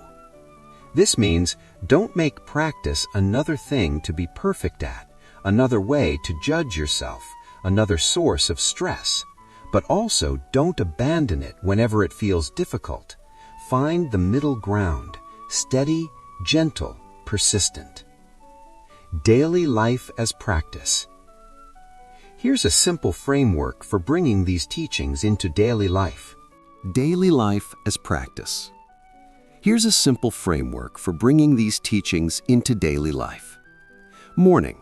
Before getting out of bed, take 3 conscious breaths. Set an intention. Today, I will practice returning to the present moment. Throughout the day, when you notice overthinking, use the practice of noting, thinking, then return to what you're actually doing. Difficult moments. When strong emotions or difficult situations arise, practice RAIN of recognize, allow, investigate, nurture. Evening. Before sleep, reflect briefly. What am I grateful for today? When did I catch myself overthinking and return to presence? What can I learn from today? Weekly. Attend a meditation group, read Dharma teachings, or have a conversation with someone about practice. Connect with the Sangha. Nothing elaborate, nothing that requires hours of time, just consistent, gentle practice woven into the fabric of your ordinary life. The promise. The Buddha made a remarkable promise. I teach one thing and one thing only, suffering and the end of suffering. Not philosophy for its own sake, not exotic experiences, not religious dogma, simply this. If you follow this path with sincerity and dedication, you will suffer less. Your overthinking will loosen its grip. You will find moments and then longer periods of genuine peace. This is not faith, it's an invitation to test the teachings through direct experience. Try them, see what happens. The Buddha himself said, "Don't believe my teachings just because I said them. Test them as you would test gold, by rubbing, cutting, and burning. Only accept what you verify through your own experience." A man named Sanjay was skeptical of all spiritual teachings. "Show me proof," he said. "How do I know Buddhism actually works?" A teacher replied, "You're hungry. I tell you this food will satisfy your hunger. You can debate whether I'm right, analyze the nutritional content, read studies about hunger and satiation, or you can eat and see for yourself. Which makes more sense?" Sanjay had to admit that direct experience was the only real proof. "So practice," the teacher said. "Try these techniques for 3 months with sincere effort, then judge based on your own experience. Has your overthinking decreased? Have you found more moments of peace? That's the only proof that matters." Sanjay practiced. After 3 months, he returned to the teacher with a smile. "I'm not enlightened," he said. "I still have difficult thoughts sometimes, but something fundamental has shifted. I'm not at war with my mind anymore. I can catch myself spiraling and return to the present. I'm actually enjoying my life more. That's proof enough for me." The invitation. This script has presented teachings, stories, and practices from the Buddhist tradition, but ultimately they're just words, fingers pointing to the moon, as the Zen saying goes. Don't mistake the finger for the moon itself. The real teaching happens in your direct experience. It happens when you notice your overthinking and choose to return to your breath. It happens when you catch yourself in harsh self-judgment and respond with kindness instead. It happens when you're drowning in worry and you realize you can simply be present with this moment, right here, right now. Every moment is an opportunity to practice.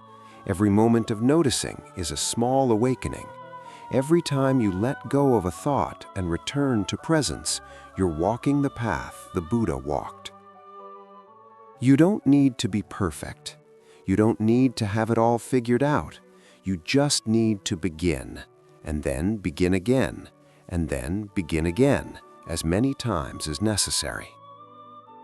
The path is not somewhere else. It's right here, in your everyday life, in your ordinary moments. Peace is not something you achieve in the future. It's something you discover now, beneath the overlay of overthinking. Coming home to presence. There's a beautiful Buddhist image of a wave on the ocean. The wave thinks it's separate from the ocean, unique, individual, temporary. It worries about its height, its shape, its destination. Where did I come from? Where am I going? Am I good enough? Will I last? But then the wave realizes, I am not separate from the ocean. I am the ocean, temporarily taking this form. The ocean was never not here. I was never in danger. I am always held, always home. This is what happens when we see through the illusion of the separate, overthinking self. We realize we're not isolated, deficient beings who must think our way to safety and certainty. We're expressions of awareness itself, the same awareness that the Buddha discovered, that every awakened being has discovered, that is your true nature right now, in this moment. Your thoughts are like waves on this ocean of awareness. They rise and fall. Some are pleasant, some unpleasant. But the ocean is never threatened by the waves. It holds them all with spacious equanimity. When you know yourself as this awareness rather than as the waves, overthinking loses its power. Thoughts still come, of course they do. That's what minds do. But you're no longer imprisoned by them. You're the sky, not the weather, the mirror, not the reflections. A student asked a master, "How do I stop my thoughts?" The master replied, "Can you stop the birds from flying overhead? No, but you can stop building nests in your hair." This is the essence of the practice. You cannot stop thoughts from arising. That's not the goal. But you can stop giving them a home, stop following them, stop believing every story they tell. In a very real sense, the entire Buddhist path can be summed up in two words: let go. Let go of the need to control everything. Let go of the belief that you can think your way to certainty. Let go of harsh self-judgment.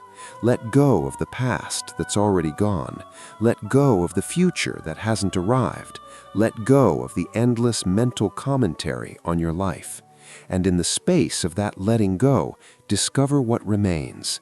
Just this moment, alive and present, sufficient and complete. The Zen teacher Shunryu Suzuki said it perfectly. Each of you is perfect the way you are, and you can use a little improvement. You don't need to wait until you've perfected your practice, eliminated all overthinking, and achieved some special state. You're already whole. And also, you can practice, you can grow, you can learn to suffer less. Both are true. Hold both truths gently. Final words.